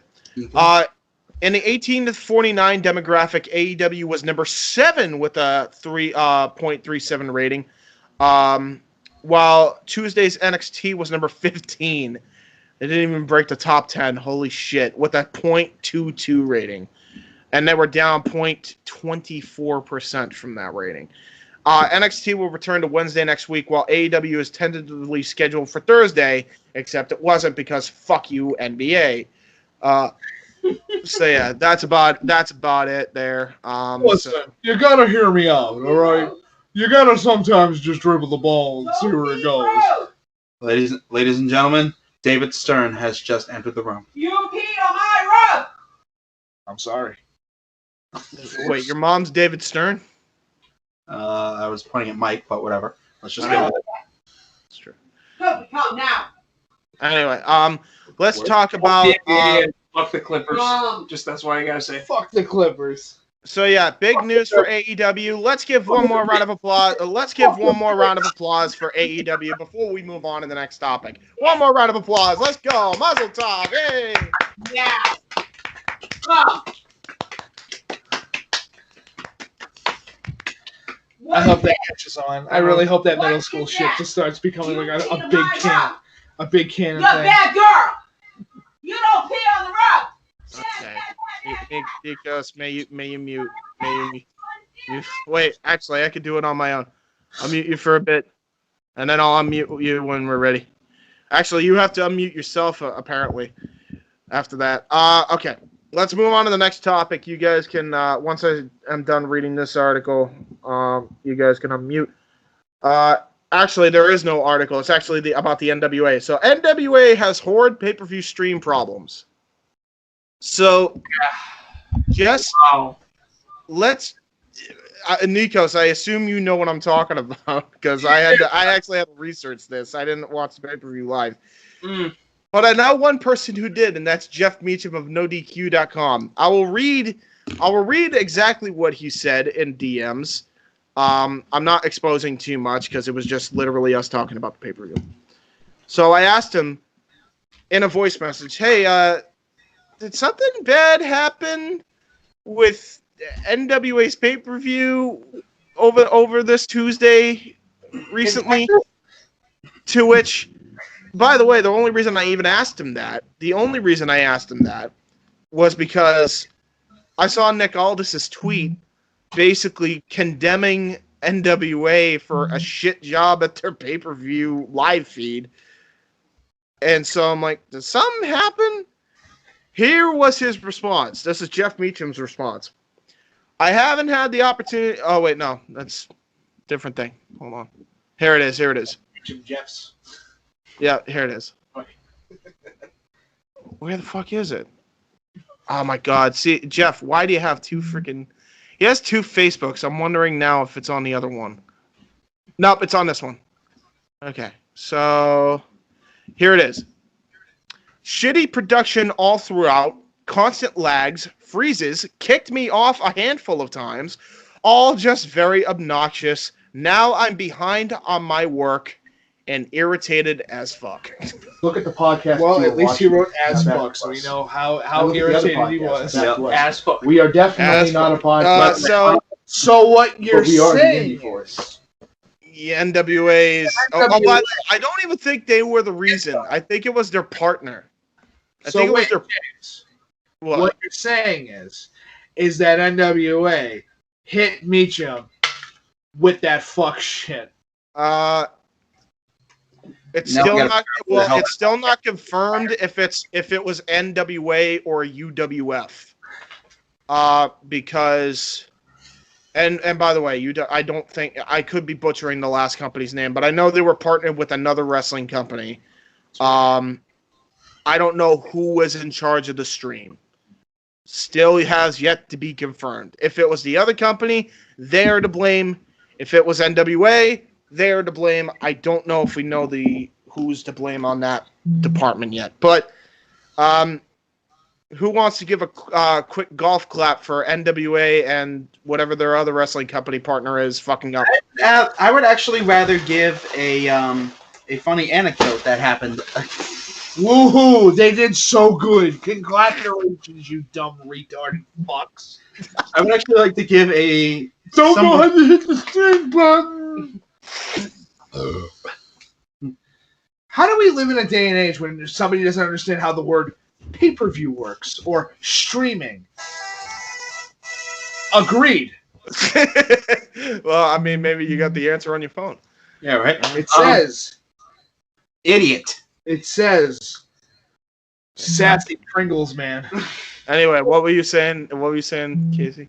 I would instead like to cut to a funny anecdote regarding Nick Aldis. Which is? He made a tweet on, I don't even remember exactly what day it was, but he made a tweet earlier this week making a joke about Mickie James becoming the Raw Women's Champion and starting a show called 20 Pounds of Gold. Oh, yeah.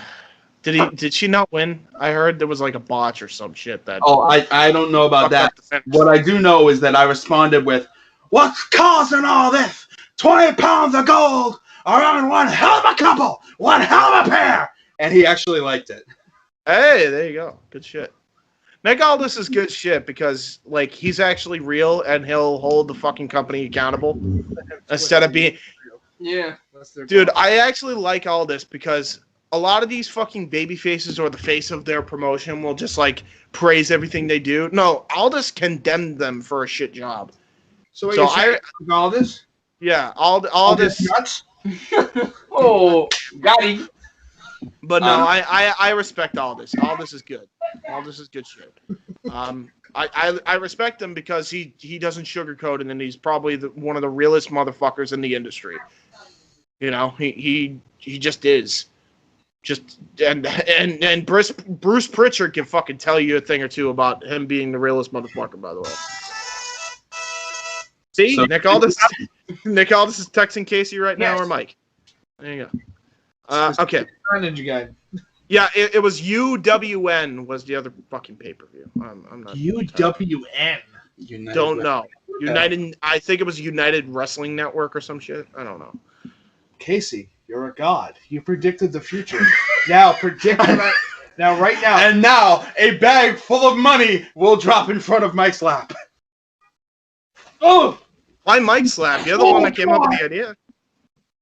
Anyway, I digress. You lied to me. So there we go. Full time.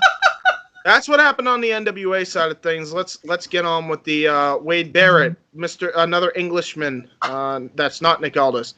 He is back with the WWE, but fear not, he is not on the main roster and doesn't look like he's going back up.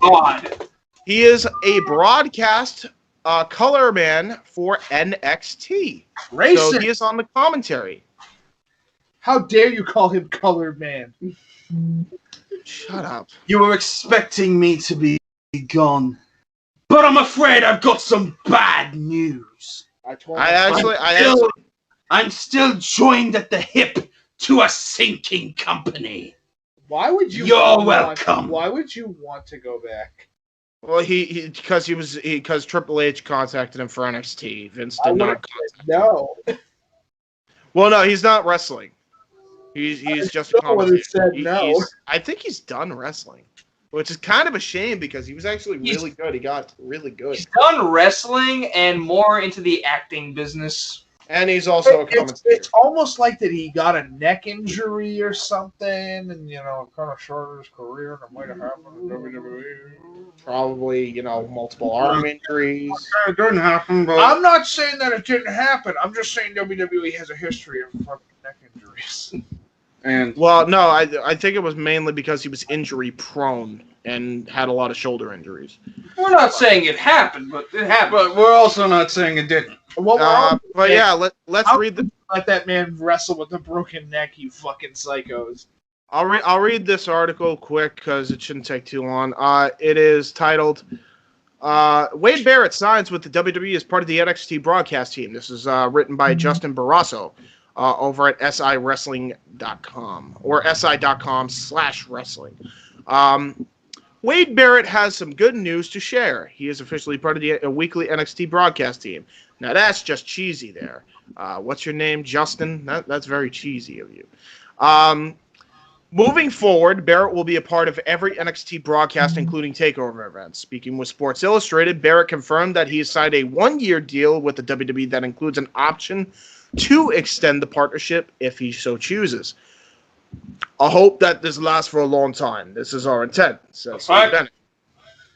You're stealing my gimmick, you asshole! Too late.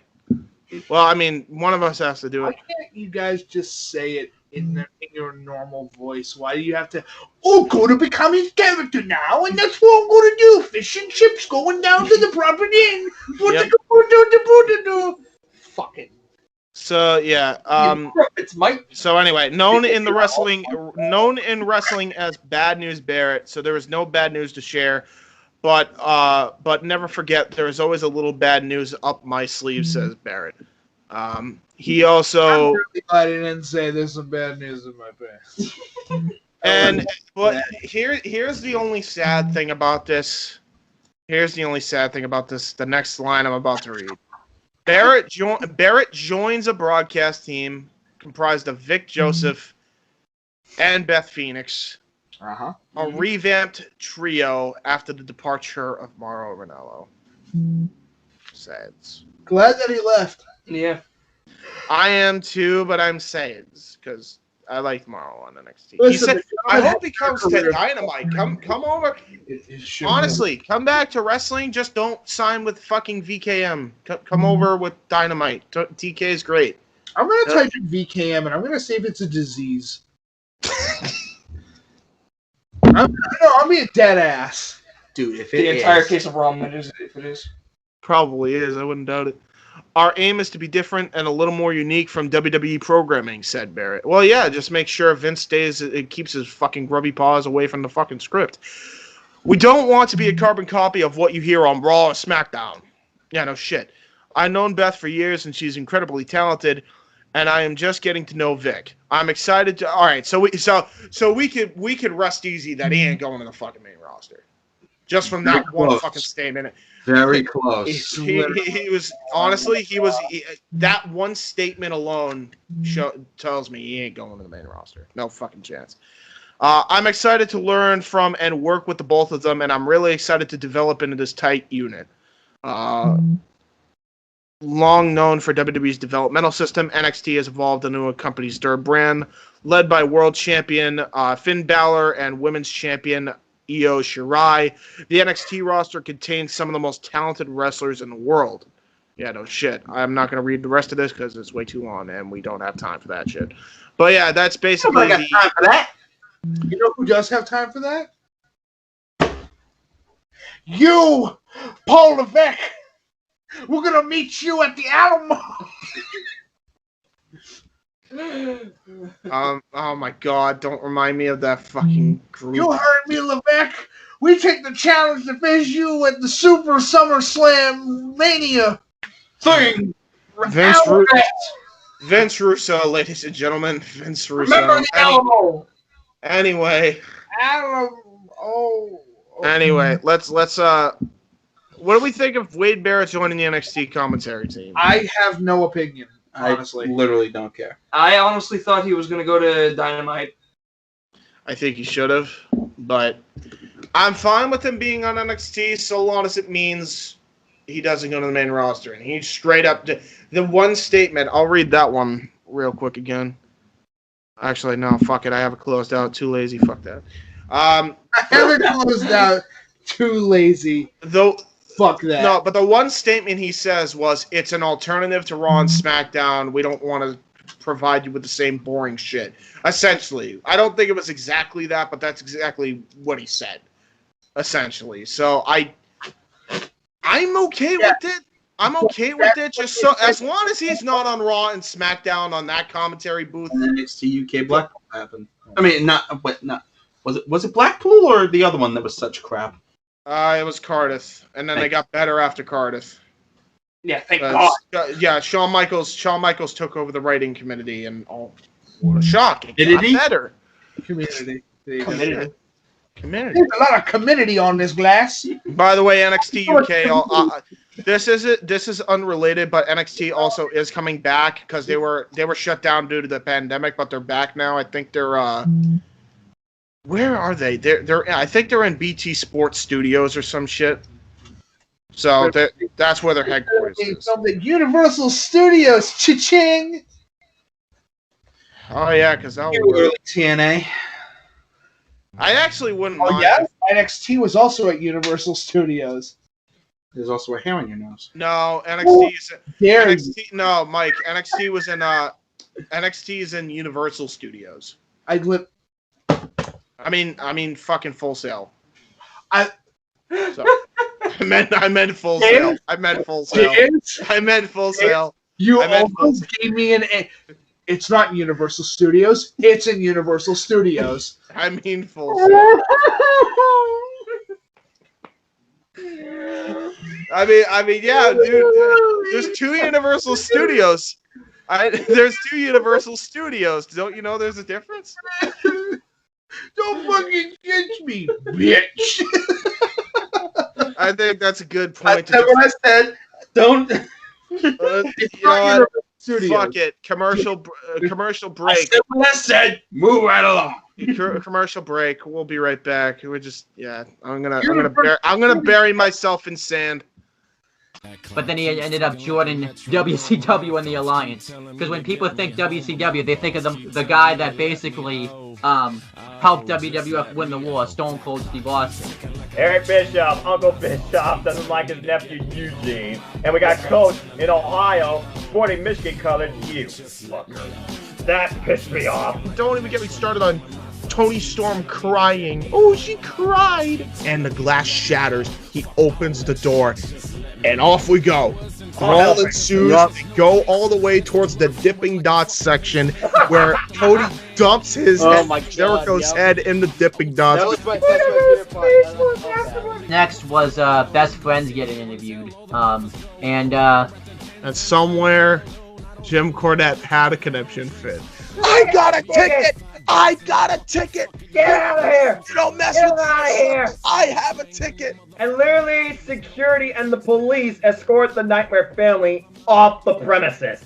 MJF says, how you looking now, midlife, Chris?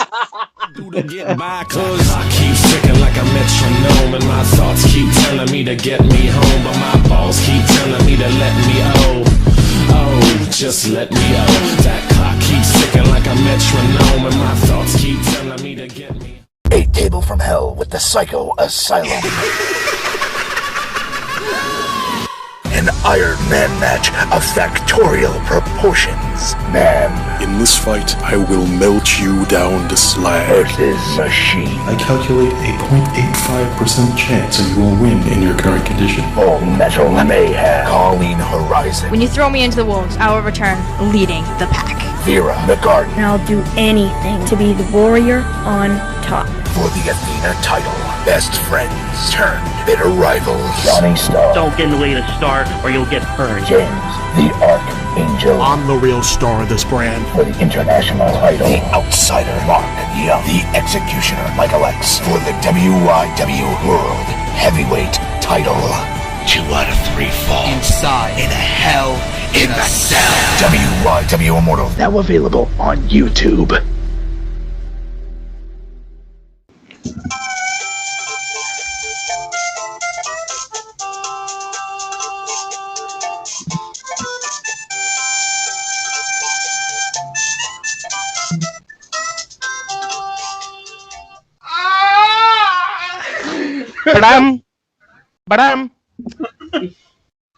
Alright, fuck it. I'm just gonna restart. I'll leave that part in, but I'm gonna just restart. Look at the podcast that you were watching. Now back to us. Now look at the other podcast. Now back to us. We are definitely not a podcast, but we are the Indy Force. Oh! Chris enters the frame. And Chris is so confused. Oh my god. Yeah, well, he can't hear what I'm hearing. He probably still would be confused. I should just shut up anyway. Anyway, let's go. Let's do, we got Leafy on the news. Leafy, yeah. So, I want to explain something. So, everybody knows that Leafy acted like an asshole back in 2016, but that was 2016. He has now since calmed down.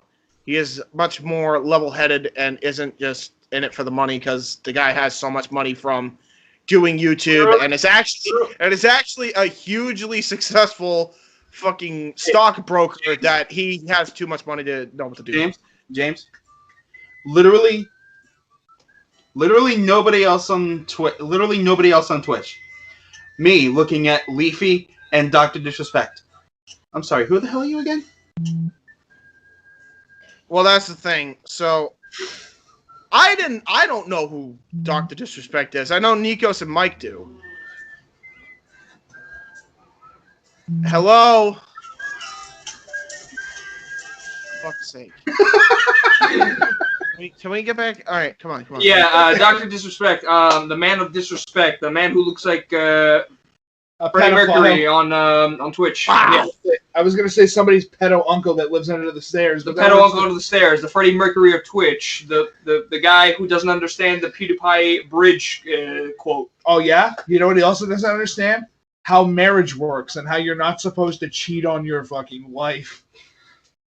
Well, I mean, I think he knows now. Well, now he does. He damn well better learn quick. Anyway, that's beside the point. So this is about Leafy. We're bringing Leafy up, and yes, we're saying Dr. Disrespect, watch out. Because Leafy, and let me explain this, and this is the only reason why Leafy's in the news. Because literally, and I know that's a meme, but literally, Leafy got banned for, like, no reason. Yeah, don't say. There was, like, no reason why the man should have been banned. Other than Pokemon's fans must have fucking mass flagged him. Pokemon fans? Yeah, no, Pokemon's fans. No. Let me put some. I'll actually put. He was bullshitting. Let me put some respect on the actual Pokemon franchise. Banned from Twitch. by Pokimane. Oh, you guess what? That cancer. Yeah, so Pokemon's fans, the only thing I think happened was Pokemon's fans spam the shit out of Leafy with like a bunch of false claims and shit, and he got permanently suspended. He cannot even make a YouTube account anymore. The Thought Patrol. Fuck's sake. What do you mean the Thought Patrol? Fucking Pokemon's the biggest secret thought out of them all. Pokimane. I'm gonna butcher that, and I don't care. Fucking go on. Anyway. Up the ass. I don't care. Pokimane. She's a bitch. Everybody knows it, and her fans are even more bitches, and they fucking mass flagged Leafy for no fucking reason, all because Leafy pointed out some bullshit that she did. Because, you see, Pokimane, whatever the fuck, was on that. Pikmin. We'll just call him Pikmin. Yeah, there we go. Pikmin was on that fuck shit. What's my name? Heisenberg? No. So... I got two videos here. This is a bucket. Dear God. There's more. No. This is a thought. Dear God. There's more. No. Fucking all of a sudden. In this corner, Pokimane. In this corner, Leafy. Round one. And in the audience, nobody, because who gives a shit? Well, nobody could be in the audience anyway, because, pandemic and shit. Unless it was on a drive-thru. Pokimane puts her in a powerbomb, all you hear is fucking slams her to the floor. All right, let's get back to it. Got a video, let's go. So this video, the reason why it's even being brought up is because Review Tech USA brings up a really good point, and we're about to watch that point unfold. I thought it was a dude holding a gun. Tears in my Hey! Attacking. What? Hey! So, I'm going to try this one more time. So, Review Tech USA actually brings up a good point with Leafy's ban and why it's actually really fucked up. Because it can really affect your favorite creators if this is not quelled quickly. And we're about to hear his fucking opinion on the matter. So, with that being said, let's play the video. Skip it up and get up. So on August 21st, Leafy is here, who just made a comeback this year. His YouTube channel was banned, and a lot of people, including me, had very mixed feelings on it, and we were wondering, is it a permanent ban? Is it a temporary ban? Nope, it's a permanent one. They say that Leafy violated YouTube's guidelines multiple times, and he ain't coming back. If you want to go see him now, he's on Storyfire. He ain't coming back to YouTube. This is what a spokesperson told The Verge from YouTube about Leafy. I'll read it to you, and then we will discuss. We have strict policies that prohibit harassment on YouTube, and we remove content that violates our policies when flagged to our attention. Keep in mind, he did harass people in 2016, but I believe that those have been deleted before his account was permanently banned because Leafy was hopped up on dope. So he has since been relatively clean of that dope. I'm not talking about the Jimmy Ganja dope. I'm talking about dope. So yeah, he did do that, but he did delete those videos after the fact. So literally, I think they're just trying to attack him for the past shit at this point. It's just cancel culture. It's cancel culture all day. Anyway, yeah. Favorite thing I've ever sewn. Cancel culture. Yeah, except it's not, because what the fuck. Anyway, cancel culture that cancels culture. Yeah. YouTube spokesperson told The Verge, channels that repeatedly violate our policies will be terminated. Now, this is what YouTube CEO Susan Wojcicki said in a 2019 interview about this new bullying policy on YouTube. The policy has to be written in such a way that creators can comment on each other and criticize each other. The question is, where do you draw the line? Where do they cross the line? When it's no longer just ideas, but they're criticizing them as a person. If you have the fucking, if that's the line, then there's 100. You're talking about the. This is the problem with it, and that's it. I'm not even gonna play the rest of the video because literally I don't even need to play the rest of the video. But if you want to watch the rest of the video, go check out Review Tech USA. Go check out Review Tech USA. He does good shit. But let me explain why this is stupid. That one fucking quote. Free speech is free speech. Okay. Huh? Unless you got to pay for it, which we do with taxes.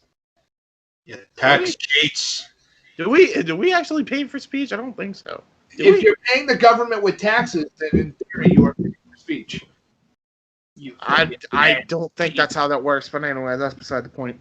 But anyway, free speech is in like you can say whatever you want. Now you have to deal with the consequences, and people do police themselves, so, you know, learn what to say and learn the consequences. That's fine.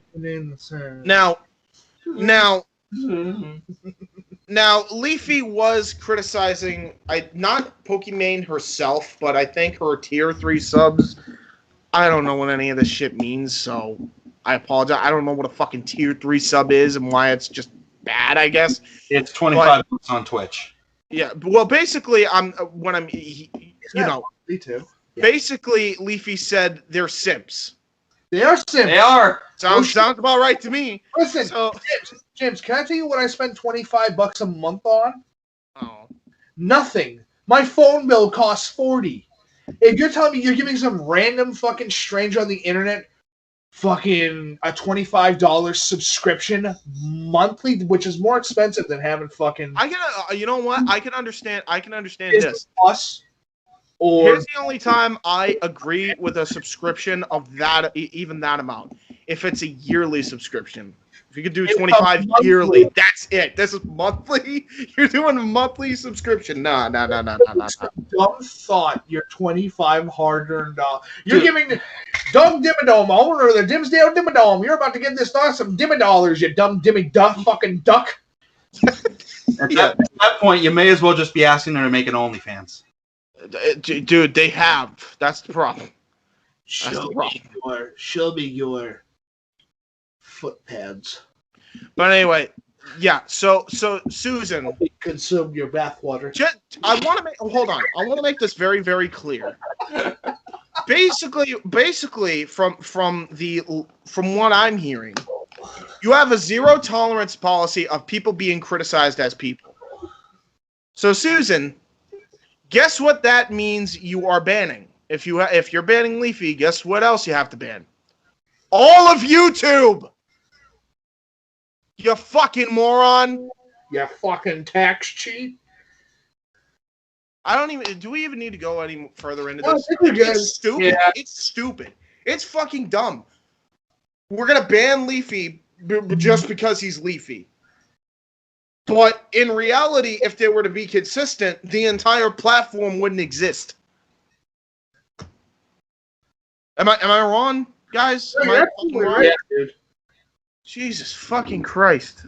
I have a counter to this point. Go ahead. If somebody is spending $25, okay, I'll say this. I have donated money to charity streams. Just shit that actually made sense. Like, at least to me. Like say at the Prevent Cancer Foundation. Or at least I actually do it with more of like, YouTubers that go on Twitch and actually do events like Extra Life, which is done by Rooster Teeth. Mm-hmm. Yeah, and hence why I mentioned the Prevent Cancer Foundation, because DDQ every year. Yes. And those are things that make a lot of sense to give money to. Yeah. Even weekly or monthly if you're that's where it makes sense. That's where it should go to. But if you're sitting there and saying every month I give this stupid dumb thought my 25 hard-earned $dollars in order for her to show me her cleavage online. Yeah, Dude, and with Pokimane, what cleavage? No, with Pokimane, what cleavage, by the way? It's hiding. She tapes them down. We need to see. We have to take the Hobbit. No, it's called. Hey,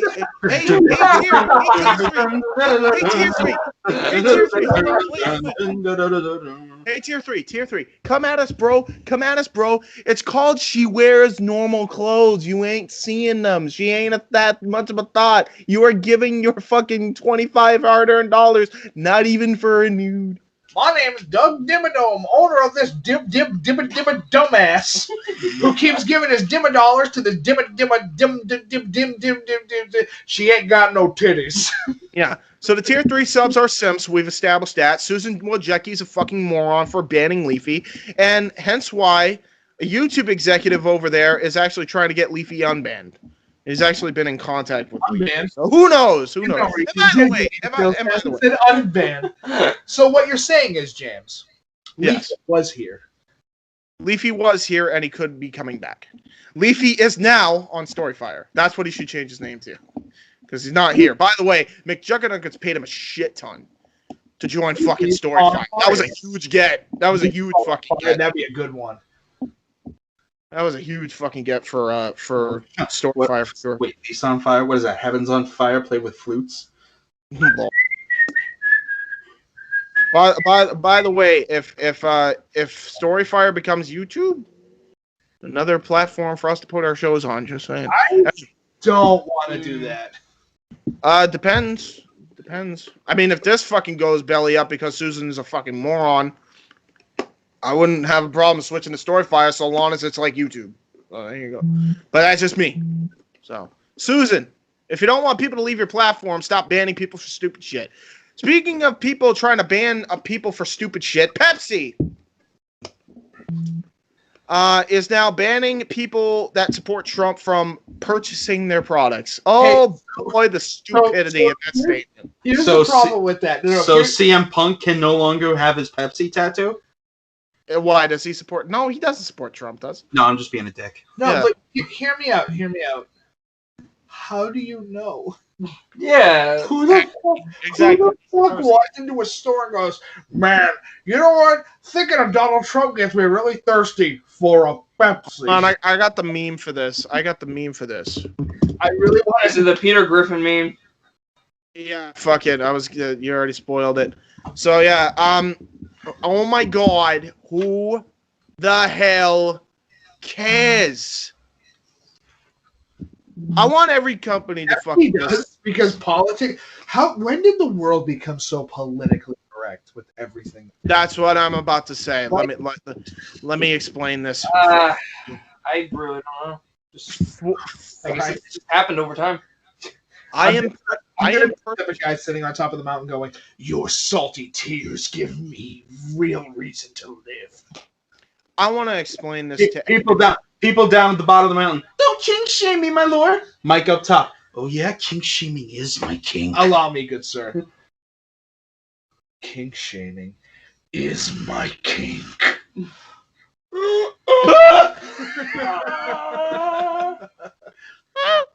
Anyway, so I want to make this very, very clear to every corporation, not even just to Pepsi. Fuck your political view. Fuck your religious view. Fuck any other fucking view. Sell me your fucking product. Get it? Got it? No. Good. No, there was a hey Pepsi. Republicans buy shoes too. Yeah. Republicans buy shoes. We're gonna ban them too? Are you gonna tell them to fucking stop selling the fucking? We're banning. Hey, we're banning. Just a question. Just a question. Do you do realize that you doing this? And by the way, it's so bad on the other side too. You got fucking business owners banning gays from going into their fucking shops. It's the same fucking thing. Like, here's the whole thing. How do you look at someone and go, "That's a gay guy"? How can you? Come on, unless that's the thing. Flaming Fugut. Then absolutely, I get it. It's like I don't want him near me either. That guy's out there, and that honestly, we don't know how the limit to his power.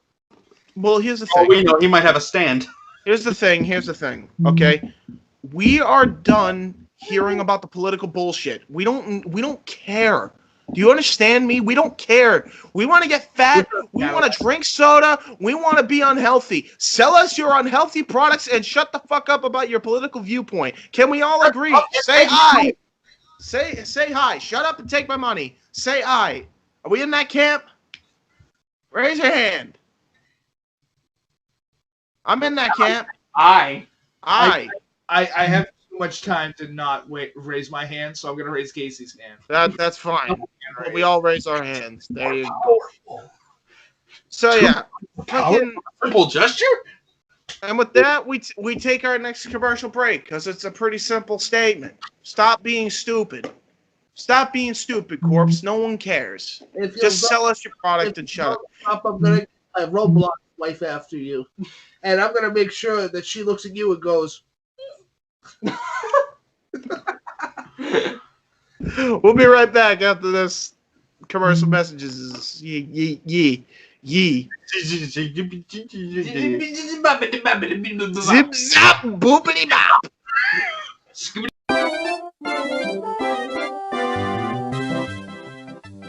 Hibiki TMD on YouTube, retro gaming, pro wrestling, podcast, Terry Bollea, Hibiki Honors, Hibiki Quickie, everything in between. Hit that subscribe. Follow me on Twitter at the Hibiki TMD. And hey! Watch out for pedestrians, pal! You on the bike! Slow down! Hit that subscribe down below. Check us out at the Hibiki TMD on Twitter, Hibiki TMD on YouTube. Oh, the goddamn goodness.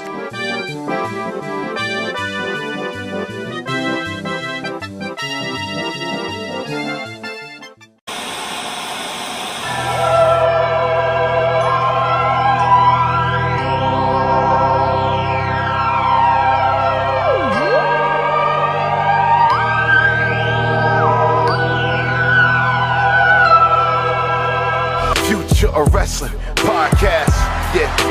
Nobody else could do it like us. Future of Wrestling Podcast. Nobody else could do it like us, yeah. Who could really run this podcast? Nobody here could do it like us, yeah. Who is here can run this podcast? Nobody here can do it like us. We take WWE 2K, make it a wrestling show. The commentary added, man, it's best you know. Nobody can take it better than us.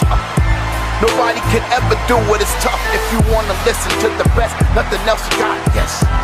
Recognize the time that we on. This is the time we respond. If you listen to the Future of the Wrestling Podcast, understand that we on. Every debate, every commentary, just to make the status rapping loud and clear. I don't think you really talking, you aware that nobody feel you'll ever be there. And if you talking with... And we're back, ladies and gentlemen. Now we're on to the sports section, or other sports section. So we got 3 other sports we are going to be talking about. Football, MMA, boxing. First, football. If you guys remember this little nugget from the Indy Force, roll it. Time travel.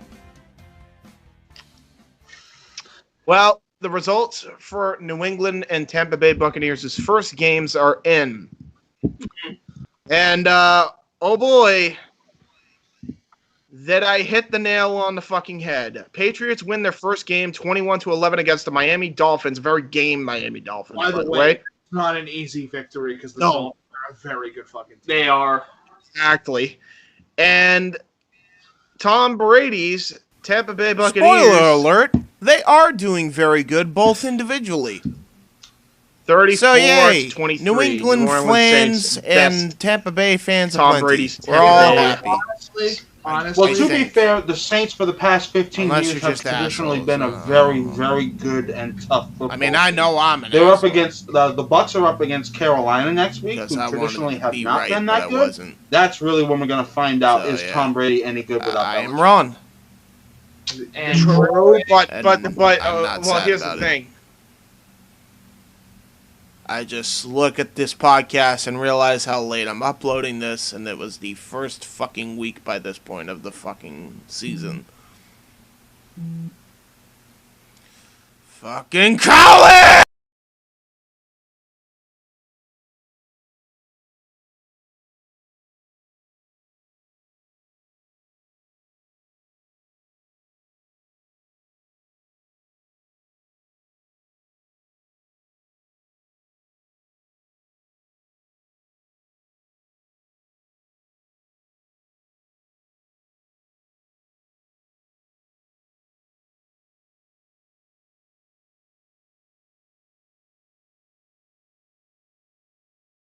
The fact that the Miami Dolphins got bested and Tom Brady couldn't even go toe-to-toe on a new team with, fucking New Orleans Saints quarterback, Drew Brees, I think, right?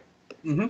It's I don't know, man. That's a bad sign. No, you know what's a bad sign? Yield. Yield's a bad sign. You know what? Here's the deal. We will give it another. I will not claim we were right yet. Features, steel clouds rolling in the air, people running for shelter, but nobody really cares. We will not honestly. Hold on. We will not claim that we were right yet because we did say that Belichick is probably going to do better with or without Brady. Doesn't really matter because he's an excellent coach. And can I just say this regarding Belichick really quick before we move on? Yeah, go ahead. I'm of the viewpoint that Belichick and just about anybody on the Patriots work best when they've had the time to acclimatize to each other and figure out, okay, this is how this guy best works. This is how we can best fit him around our scheme. This is how we can best win games with that scheme. And the problem with Tom is that he's the fish out of water that has no idea. Yeah. Yeah. And he's not going to win this year, dude. That's the other thing. Overall, I really don't think Cam Newton's going to win this year either. I don't see either the Bucs or the Patriots making it to the Super Bowl. I'm gonna say I agree. I firmly agree with that. I would love to see the Pats in the playoffs.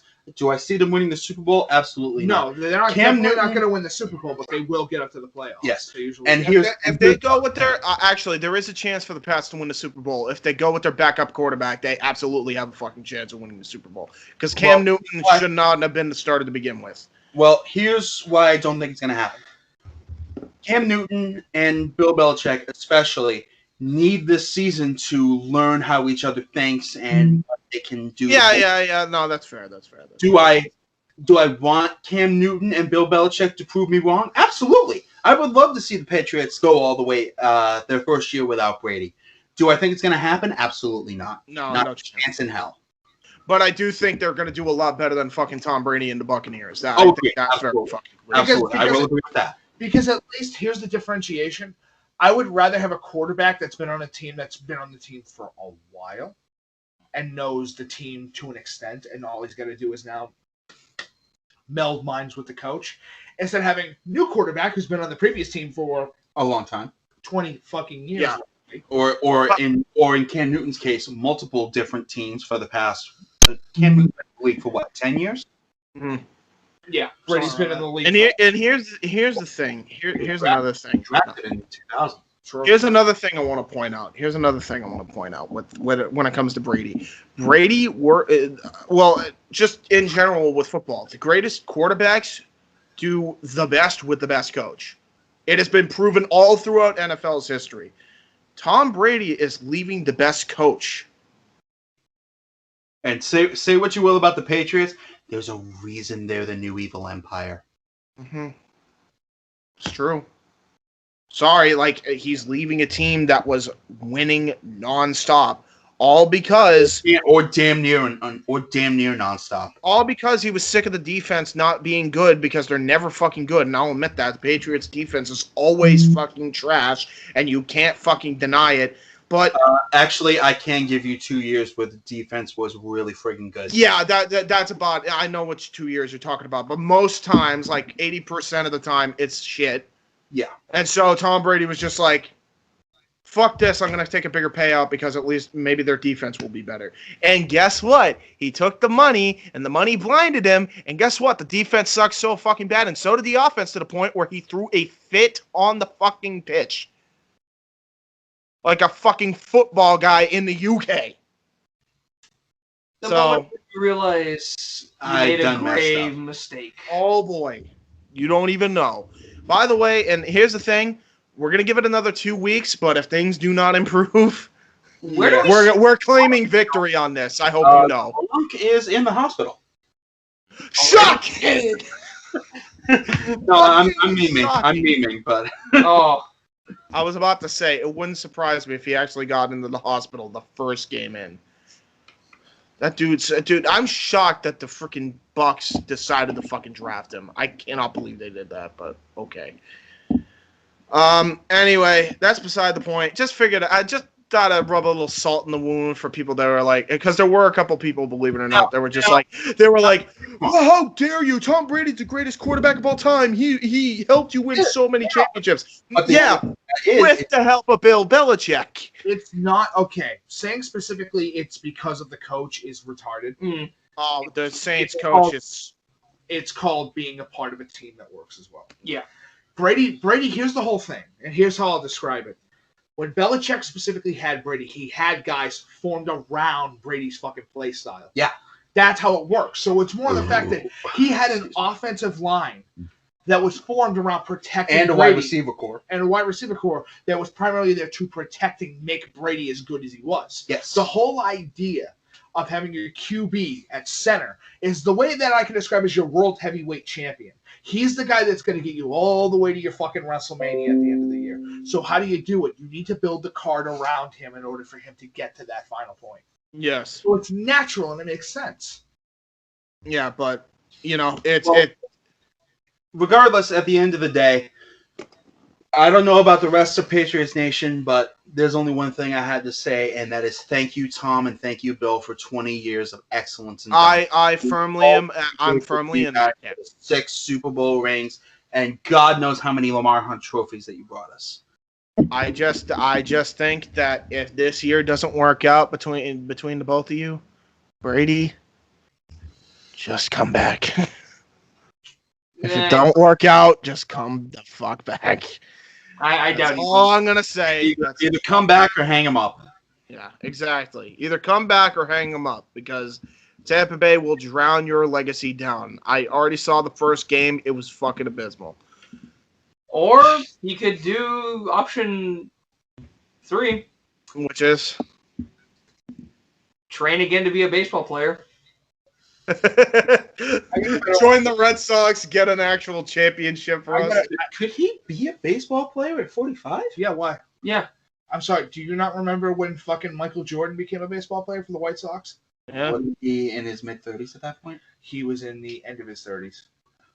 So, time. Might as well. Right. And he spent, 3 seasons with the Birmingham Barons? Or just the one? No, he was with the White Sox. Yeah. They're like either AA or AAA affiliate. The Birmingham Barons. I believe so. Honestly, here's what I'm going to say: Brady should just retire. I agree. He has nothing left to prove. To keep up with the younger guys. He's trying to play keep up with the Joneses, and that's going to get you killed more often than not. And let's be honest, the longest NFL career is 5 years. Well, actually, the reason why Brady's been able to get away with it so long, and hold on, because the reason why he was able to get away with it so long, and why he still could have if he fucking stuck with the pass, is because he plays smarter, not harder. Michael Vick, fucking phenomenal when it comes to on the foot quarterback. Like he's a multi-talented fucking quarterback. Here's the problem: he's not the greatest of all time. Dude, he was the modern day Steve Grogan. He was, but he's not the greatest of all time. No. Tom is. There's a reason Tom is. It's because he played smarter. He thought with his head. He knew my job isn't to be flashy. My job isn't to be the fucking star here. My job's to throw the fucking... Yeah, my job is to do my job and throw the fucking ball. I will say this, and I think this is a point to the actual statement. Mm-hmm. Brady's at the point now where he has nothing left to really accomplish in his career. Actually, there is one thing. If he wanted to go for the most Super Bowl wins in history, but he already did. He's tied with one of them. I think. Who? Hold on. I think the Packers. It's either the Packers or Pittsburgh that has the most. Most Super Bowl wins by an individual player. Yeah.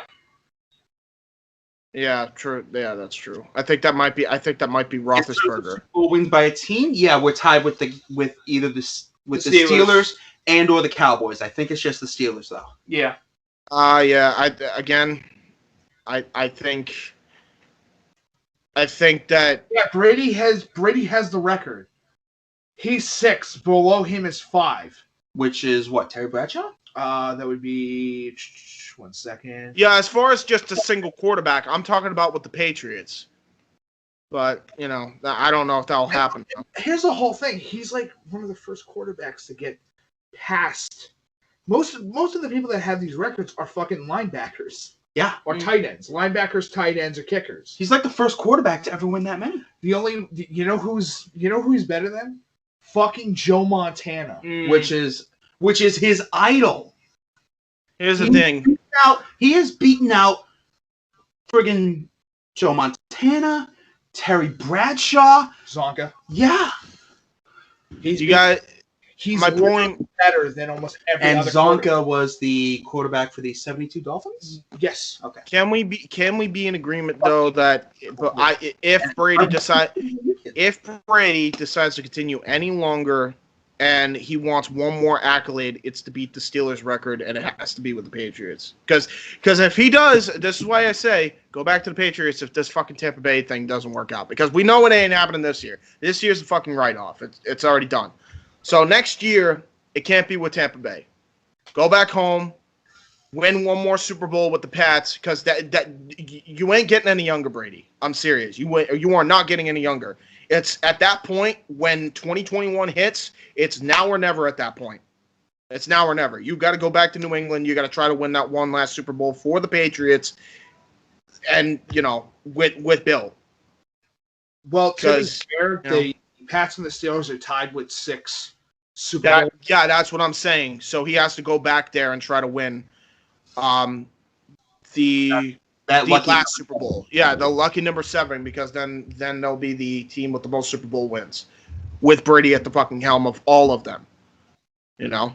So that's why I'm saying, if this year don't work, back to New England, boy. You're welcome back with open arms, but I already said it from the offset, and I said it when the minute Gronk and Brady joined, as you saw in that flashback, this ain't it, Chief. I'm telling you, this ain't it.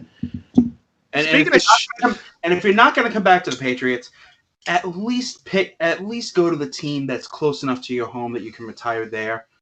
Put on the 49ers jersey one last time. Yeah, true. I wouldn't doubt it.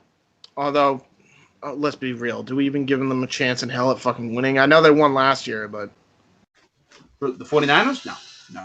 No, they made the Super Bowl last year, right? Yeah, you're right. They were runner-ups, I think. So speaking of shit that just ain't it, Chief. Logan Paul getting a shot at fucking Floyd Mayweather. All right, so I got a question for him. Does he want to be in a hugging fight for almost 5 rounds? Actually, yes. Does he want to play Ring Around the Rosie with Mayweather? Yes, I'll tell you why. Because JJ, when he fought KSI, was all over him. He doesn't want that again. He don't want that again. He's that fucking kind of fighter. So, yes, this is going to be a boring-ass fight. In other words, this is going to suck. Here's the whole thing. I'll say this. And by the way, if anybody ever looks at me again and says, fucking Mayweather's the greatest boxer of all time, get out of Nah. here. He's the best defensive boxer of all time. I'll give you that. But he's not the greatest boxer of all time. No, he's undefeated, sure. I can think of 3 people that easily top Mayweather. Yeah. Ali, Boy Jones Jr. Well, here's the thing. I can't even say he's the best defensively because all he does is hug and play Ring Around the Rosie. It's true. Okay. In boxing history. Yeah. Tyson's the greatest.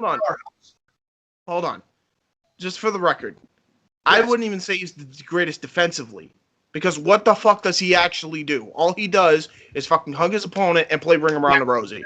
Let's around the ring. That's basically what he does. He's playing keep away. He's the ultimate defensive fighter for the fact that he won't let you hit him. He won't let you hit him for the simple fact that he's going to make sure that you're going down. And that's why I like Boy Jones Jr. because he does that, but he's more of a stick and move base. Yes. Thank you.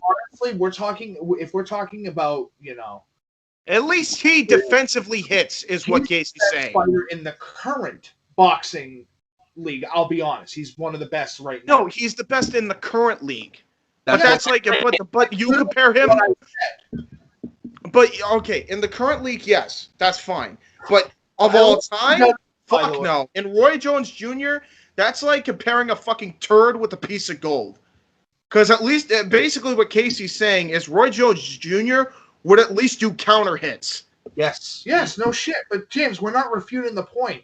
I'm literally telling you, which, by the way, thank you for reiterating my fucking words back to me again. Well, I'm sorry. The thing You do it all the time. that's fucking Skype. You wanted this setup, and I can barely hear you sometimes. It decides to cut out when I try to talk, and then I guess you guys aren't start talking. Well, shut the so fuck I don't. up. That literally solves the you talking over everybody. Is just shut the fuck up. We'll just end the call and record the last bit on our own. Well, we got Brock Lesnar. Are you sure you don't want me for that? Anyway, with Mayweather, he is definitely one of the current best boxers in the league, and he totally deserves it. There's no denying that he deserves that amount of fucking praise. Whether you like him or not, the guy had... You don't go fucking 50 victories and not get beat for obvious reasons. I mean, unless it's still rigged. I'm still not convinced it's not somewhat rigged. Whatever. That's not what we're even talking about. I know. I'm just pointing it out there. You have to point it out, though, so that way you can go, well, if it is, I'm always right. I'm not saying that. Let's just... Can we put James in a boxing ring and see how long he'll survive? Oh, no, I know I'd fucking die. Oh, I got a better idea. Put him in a boxing ring against you. No, put him in a box. That already happened, and I lost. Actually, it wasn't even in a ring. That wasn't even in a ring. I think it was in a backyard, and I fucking got creamed.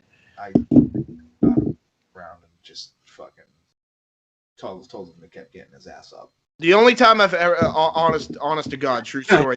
That's James where you come from. That's training. No, that's called just being smart and staying the fuck down. For the record, like keeping knocking the guy ass. Where you come from, that's training. From a physical end, the only time I ever beat Mike was in a full on just wrestling match where you could only do grapples and shit. Popping my shoulder out of place. Yeah, because in fairness, that was the only way I was winning. That was the only way I was winning, in fairness. The only way that James can win a submission match is by literally popping my shoulder out of place. I can attest. Well, I mean, he wasn't giving up, so in fairness, I got lucky. Mike would have beaten me any other fucking day, but I was just in the right place at the right time, because otherwise, my intention was not to pop his shoulder out. I hope you know that he's been fucking doing this specific spiel since freshman year of high school. I beat Mike once. Hold on. Literally almost 8 years to 10 years later. Yes, but hold You're on. sad if that's what you're gonna. I beat you once, yes, and every other encounter, I will get you on the ground and make you choke on my goddamn toes. That's why I'm saying I was in the right place. Sucking on toes now, boy. In other words, I'm the person that has to take the fluke win because I got nothing else to my fucking name. Because I'm a piece of shit. That you're a video editor and just stop bringing up old shit from 10 years ago. Yeah, pretty much. Oh wait, he's a wrestling fan. Never mind. He has to bring up shit from 10 years ago. I was gonna say, look at all food. Dude, that's all I got as a wrestling fan. Yeah, because honestly, because the shit's fucking terrible. AEW is good. AEW is good. Thumbs up to that. Speaking of which, Brock, let's get on to his ass. Well, no, we'll get on to him in a minute. We have one more topic. Oh boy. UFC is going back to Fight Island. It's gonna be terrible. Why? Okay, so we're not even gonna explain what they should do different. If you're not gonna combat it, don't do it. Yeah, I agree. Literally an octagon on a fucking sand tree. Yeah. That's all it was. There was no. When you hear the words Fight Island, there's a lot of things that can attest to, but it was literally just. It was the Island. It was the Fighter Fest. Done. It was the Fighter Fest of MMA. Oh my god, that's yeah. Honestly, no, I would say it was the All Out this year of MMA. Wait, did I say Fighter Fest? Sorry, I meant Fire Fest. Yeah, Sorry. And the fact that they used MK11 as part of their trailer for Fight Island the last time. That's just a troll job. Come on. False advertising, I guess. Yeah, so Dana, say the words Fight Island. Here's where my brain goes. Bruce Lee movies, fucking Enter the Dragon, him with that huge fucking fight in that specific movie, or him or fucking Bruce going after Chuck Norris in the Coliseum. Shit like that's gonna appear in your head. you know what's a shame, and I can't even believe I'm saying this. It is. Here, you want to know what's a shame? Here's the real shame in this. On top of that, if nothing else, I would have brought back the entrances at least for one more time. If nothing else. Like, you had a golden opportunity right there to do fucking entrances at Fight Island. During the day? A UFC is being held during the day? Yeah. When? UFC's the whole idea of UFC is to try to do gladiatorial fighting nowadays without obviously the weapons And death. It should be under spotlights and not the sunlight. That's not 100% true. Gladiatorial games were not really like that. It was more like recreating fights and battles in different ways. With the inclusion of wild animals. And flooding the fucking arena, which is awesome. Well, the reason, in fairness, the reason why they're going back to Fight Island. Don't forget, they used to be able to flood the Coliseum for naval battles. We should do it. For the record, the reason why they're going back to Fight Island is because there's a chance they could have fans back. So, because it's an outdoor facility. If you're going to do it, build it. Literally build that island over the course of months. Dana White, you must turn yourself into Shang Tsung. Build your island. And honestly, instead of fucking... Here's what he can do from this point on. Just like how WWE has their WrestleMania at the end of the year. Yep. That's where his super card can be, where it's... Yeah, honestly, because... Fucking 8 hours on an island fighting. Yeah, and it's not like he has to change the name of Fight Island. He could just call it Fight Island 1, Fight Island 2, Fight Island 3, so on and so forth. Return of Island Fight. Fight Island, the Reckoning. Fight Island's main event for Fight Island 2 Electric Boogaloo. Fight an island. The island of Hawaii. Island of Hawaii versus Island of Madagascar. Go! Fight Island, The Awakening.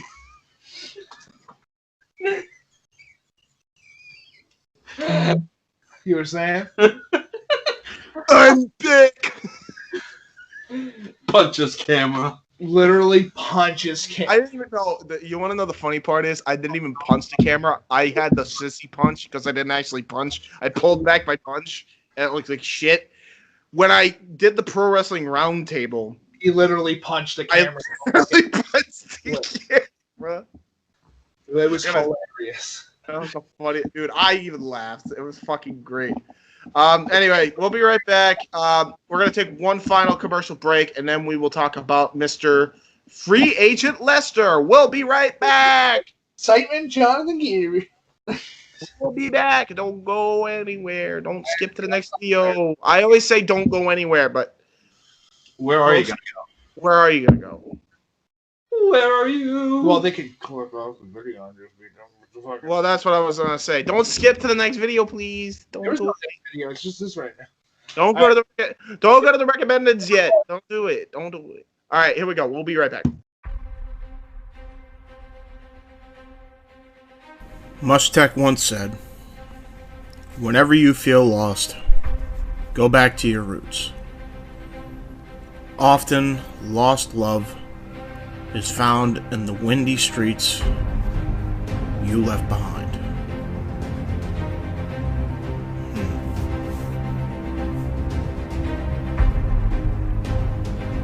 Go back to your roots.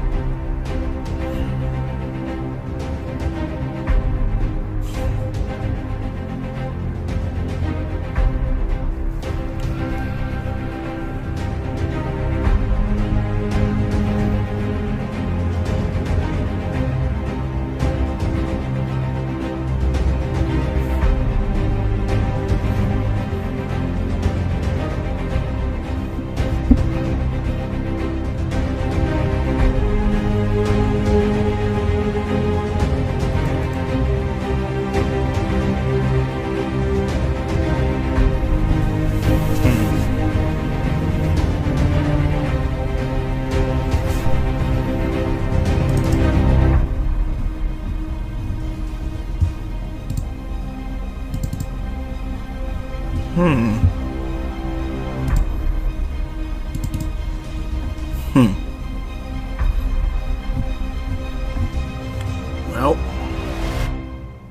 guess who's back?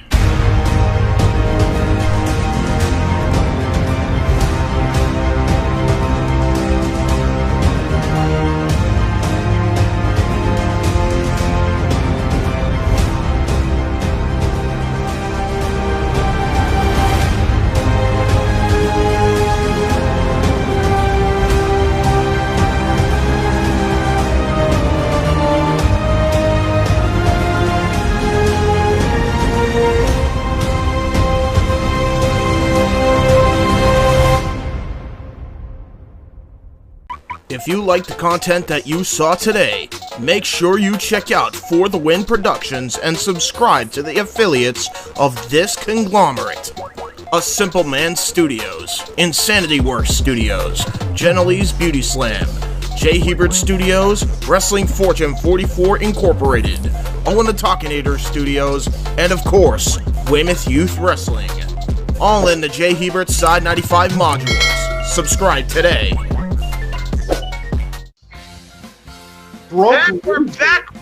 And we're back with our final topic. Holy shit, I can't believe Lesnar. Cock Lesnar. Doc Lesnar. Dookie. Bork Laser. Mr. Laser of Bork is now a free agent. Laser of Bork. Resistance is futile. Resistance is conquer, repeat. Bork Laser. Bork Laser. Enter Bork mode. Bork.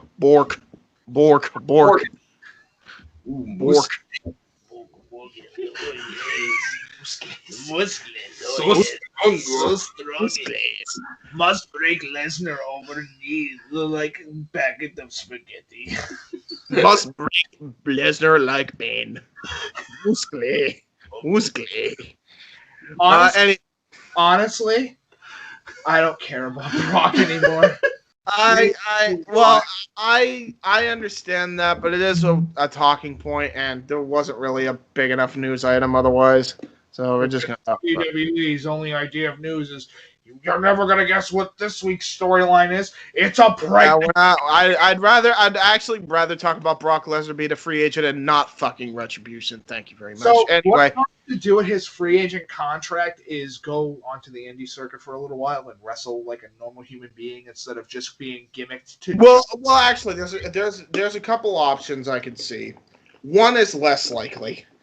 And everybody's like, well, Brock Lesnar must be going back to UFC, and I'm like, this is my exact retort. Any UFC fan that fucking says that, with USADA on his ass, not a fucking chance. USADA is their drug testing pool. They're the people that have bagged John Jones. I'm sorry, is Brock that Lesnar himself? They're the ones that basically, because they're so strict and for whatever reason, they're the reason why Nick Diaz is suspended for 5 years. Huh? What's this? The juice? Casey, for the record, they're the reason why Nick Diaz, or one of the Diaz brothers, I think it's Nate, is suspended for 5 years because of fucking marijuana. Fuck the fucking Diaz brothers. Fuck them. They're legitimately. Nate got suspended for 5 years for marijuana in his system. But James, do you know how to hoss this? I don't know. Ask Nick Diaz. And fuck the fucking Diaz brothers. Fuck them all. All right. So here we go. Let's talk about this shit. So here's the two likely options that Brock is gonna go. Otherwise, hello. God damn it, guys! Come on. Hello. Listen, just man. Get through this. All right. Here's the two likely options Brock's gonna go. Otherwise, he's done with wrestling and MMA completely. No chance he's coming back. Okay. Brock's going to the Minnesota Vikings. Again? No. It's either AEW, which is way unlikely. No, Super they're not unlikely. gonna fucking take him. No, they're not gonna grab Brock the gas. They're tank. not even going to offer him a contract. They're not even going to offer him a contract at all. Dude, why the fuck would you want to buy a gas tank? I don't know. Why would you? Well, I mean, to get to the part 2, I'm good. Yeah. Well, to get to the next town. No, that's why they got planes. You don't need a gas tank when you get a plane. Well, yeah, but most wrestlers are independent contractors and drive. No, they don't. Not nowadays. Are you high? In WWE, yes, and in AEW. Okay, but James, you're recognizing wrestlers in WWE as wrestlers when they're just mainly just entertainers. No, they are wrestlers. They're just treated like shit. They're treated like shit. They're wrestlers. They're just treated like shit. If they're wrestlers, why aren't they named wrestlers? Because Vince sucks. That's why. It's not the wrestler's fault. Well, Anyway, entertainment. Well, 2 words are a lie. The wrestling and the entertainment. And the sports. They're not. Well, they're not a. Well, kind of. I mean, I guess they're a sport. They're a fake sport. I don't fucking know. Who cares? Anyway. So he's not going to AEW. So the only option at that point is fucking Bellator. He's going to Bellator, folks.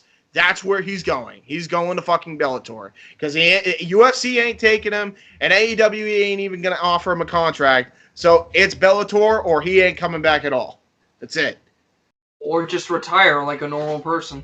Yeah, go back to your dairy farm, Brock. Go back to your used to be attractive wife before she had the face explosion. Wow. Holy shit. God damn. Well, so everybody made a big deal about this, that he's free agent. I think he's going back to WWE. I don't think he's done by a long shot. I think they're going to do the rematch between Brock and Drew in front of a crowd. The match that essentially we were robbed of, because I'm sure the crowd would have exploded if Drew won the title, but that's about it. It's either WWE or Bellator. Otherwise he ain't coming back because AEW ain't taking him. I don't know why the fucking AEW fans went fucking nuts the way they did. They're like, oh, Brock Lesnar, they should get him because if they get him, it would be a good thing. And don't get me wrong, it would bring eyes to their fucking product, absolutely. But with the way he was built up in WWE, you can't make Brock Lesnar work in AEW. Especially how WWE advertised Brock Lesnar. Yeah. Hey kids, you want to be like Brock Lesnar? Here's this inflatable suit. Hey, a dick. Hey, you want to be Brock Lesnar, kids? Just suplex people and do the littlest amount as possible. Juice. Which, by the way, I don't even think that's Brock Lesnar's fault. I actually am now starting to blame Vince for almost everything because if that's what they made Brock do, product into a cock. James, he took Paul Wright, one of the greatest giant wrestlers, and went, "You're big, you're hulking. From this point on, all you're gonna do is throw a punch and do a chokeslam." That's even though the incredible match. That's what I'm saying, because Brock, if we remember old school Brock, and by the way, his old school Brock still shines when he's paired up in the ring with like a Daniel Bryan or an AJ Styles, and a Seth Rollins for that matter. Those have been some of his fucking best matches. So he can have a really awesome fucking match still. He just needs somebody who can actually push him to the limit that he needs to be at. Yeah, like Ricochet. He needs a Kurt Angle. Well, here's the thing. I think AEW would be a good fit just because you get great matches out of him and he can be whatever the fuck he wants to be. And he can do whatever the fuck he wants. But I'm wondering, has he got complacent? You still have to think about that. Maybe it wasn't just Vince telling him, oh, you can only do this now. You can't do shooting star presses. You can't do the F5 too much. You just suplex down in F5. I don't know. You don't know. He might have just gotten complacent because he was getting paid so much. And if he may take a pay cut and not want to deal with it. It's just like, screw this, I'm gone. So who knows? I think AEW is going to take a second look at Cain Velasquez over Brock Lesnar. And that's just a fucking fact. Because Cain makes way more sense in AEW than Brock Lesnar does. So that's out of the question. I don't know why AEW was like, ooh, Brock? What if Brock came in? All the matches. Oh, you can't. Brock Lesnar versus Kenny Omega. No. Listen. I mean, don't get me wrong. The match would be phenomenal. It really would, but that's if Brock Lesnar decides to put his working boots on. Which you don't know. Rare. You don't know. You know no matter what. You know no matter what. Cain Velasquez would put on his working boots no matter what. He's a consummate. Asking Brock to do more than what is required of him. Right. Exactly. He's not gonna do it. And here's another thing. And we already talked about UFC. The only spot that I could see him going back into MMA is Bellator. Because UFC ain't taking him back because you saw it. It's just not happening. Bellator, they don't give a shit. You can take as many fucking roids as you want, and they won't pop you for it. They just don't care. They just don't. So he could go in there and probably be world champion in Bellator tomorrow, and actually probably make way more money compared to what in UFC anyway, because they actually allow outside sponsors. You know, but which, by the way, fuck you, Reebok. Which, by the way, that reminds me, next topic for the Indy Force, we got to talk about UFC finally getting rid of Reebok and switching over to Venom Apparel, which I don't know who the fuck they are, but it can't be any worse than fucking Reebok. MMA, I'm sorry, Venom is a MMA equipment company. Well, there you go. Makes more sense than fucking Reebok, who fucked up everything. They've been with UFC for like years. Huh? Venom, well, they're like going to be their main sponsor now.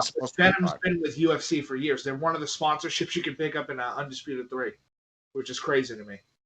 Yeah, so they're going to make them like the main sponsorship, main clothing line, I think, for the UFC going forward, which is a long time coming. Yeah, but yeah, we'll talk about that next podcast. But yeah, so can we agree it's either he goes back to WWE, realistically, not what we want. It's realistically he's going back to WWE or he's going to Bellator. It's one of those two. There's no other thing that makes sense. Cooking omelets for everyone. Oh yeah, no, actually, I'd take that. Watch a Brock Lesnar cooking show. That was fucking hilarious. That was funny. I take the spice and then I 21 on the egg. Brock Lesnar fucking drop it on a 10 and give it a concussion. Dude, you know what the funniest Brock Lesnar thing was? The ESPN clip where he was a fucking toll guy. I'm sorry, nothing's better than when he wore a sombrero. Oh, yeah. That was funny. Yeah.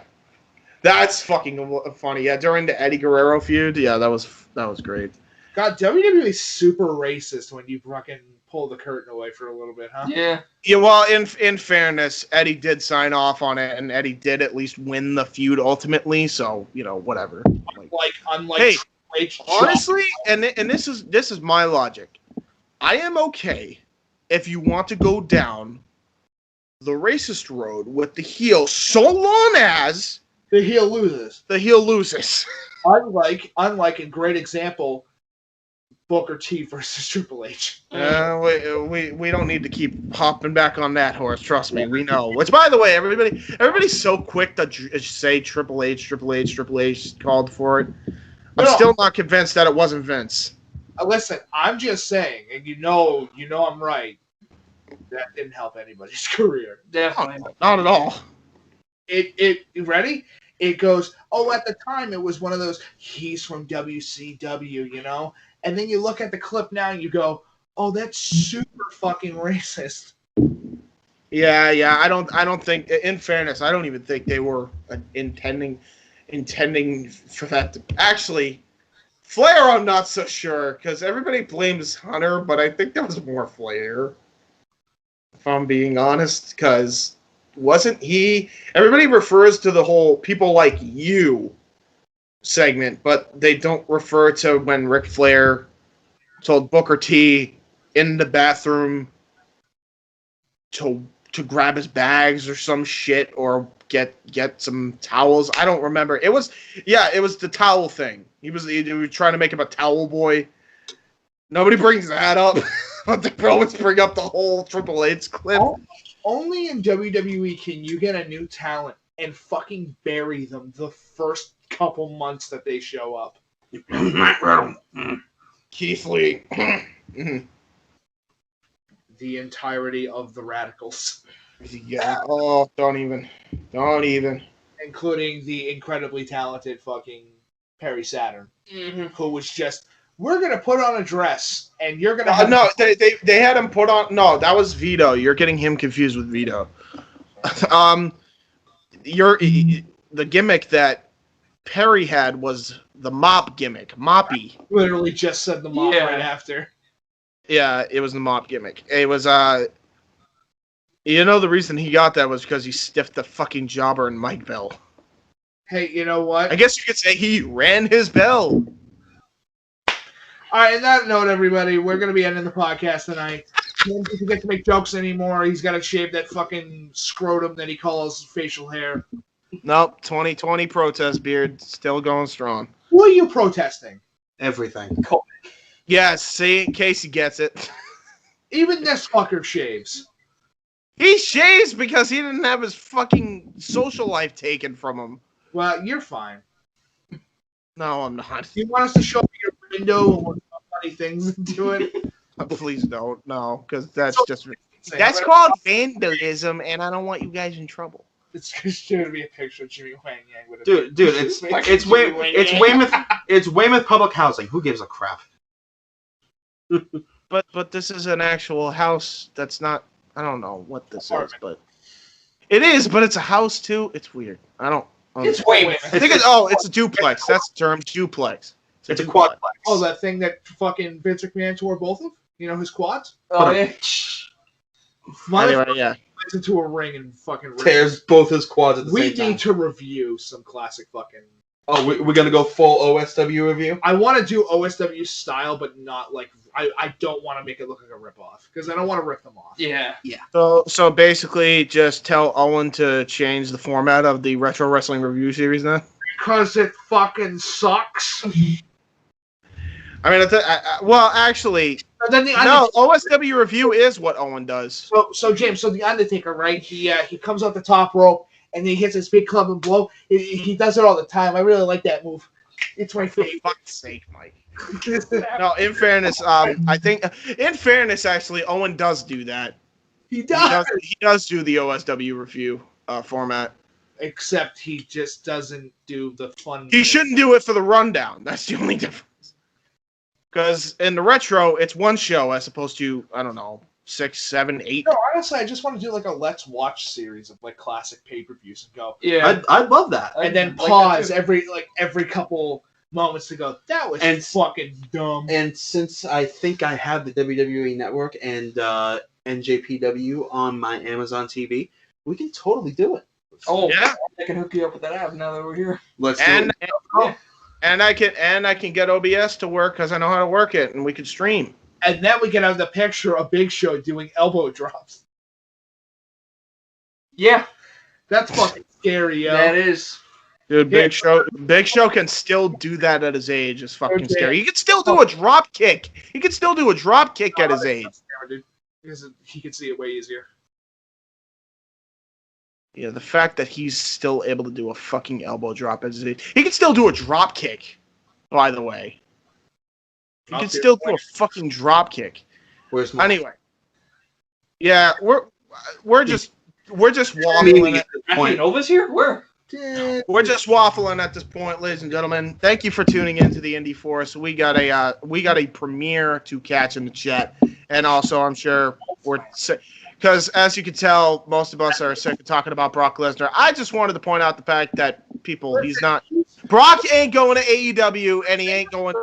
In the famous words of Paul Heyman, Brock Lesnar's gonna do what Brock Lesnar fucking wants. Yeah, exactly. And nobody's gonna stop him. Yeah, but everybody's saying AEW. No. Everybody's Oh, saying UFC because of USADA. No. So get that out of your heads. It's either Bellator or WWE, or he's retiring.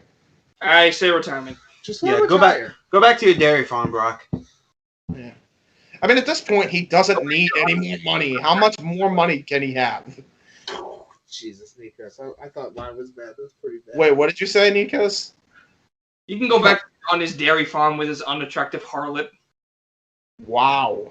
Sable, the unstable. And on that note, ladies and gentlemen, if you like the podcast, make sure you hit that like button. Make sure you leave a comment down below.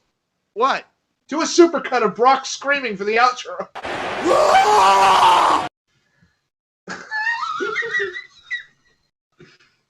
Do you like this video? Hold on. Wait. Every time I do a plug, Brock Lesnar is going to scream. Ready? That's perfect. Ready? Here we go. If you like this video, make sure you hit that like button. Make sure you leave a comment down below or in the live chat. Make sure you share on Facebook and all other social media. And make sure you subscribe and turn that post notification bell on. Brock, what do you rate that on a scream level of 1 to 10? That's going to be the ear rape one, isn't it? It broke the tail, ladies and gentlemen. My ears are ringing just editing this. I give it out of 10. You know what I'm just gonna have Brock cut into you when you were about to go bang, and then just have him go bang. That's what I'm gonna do.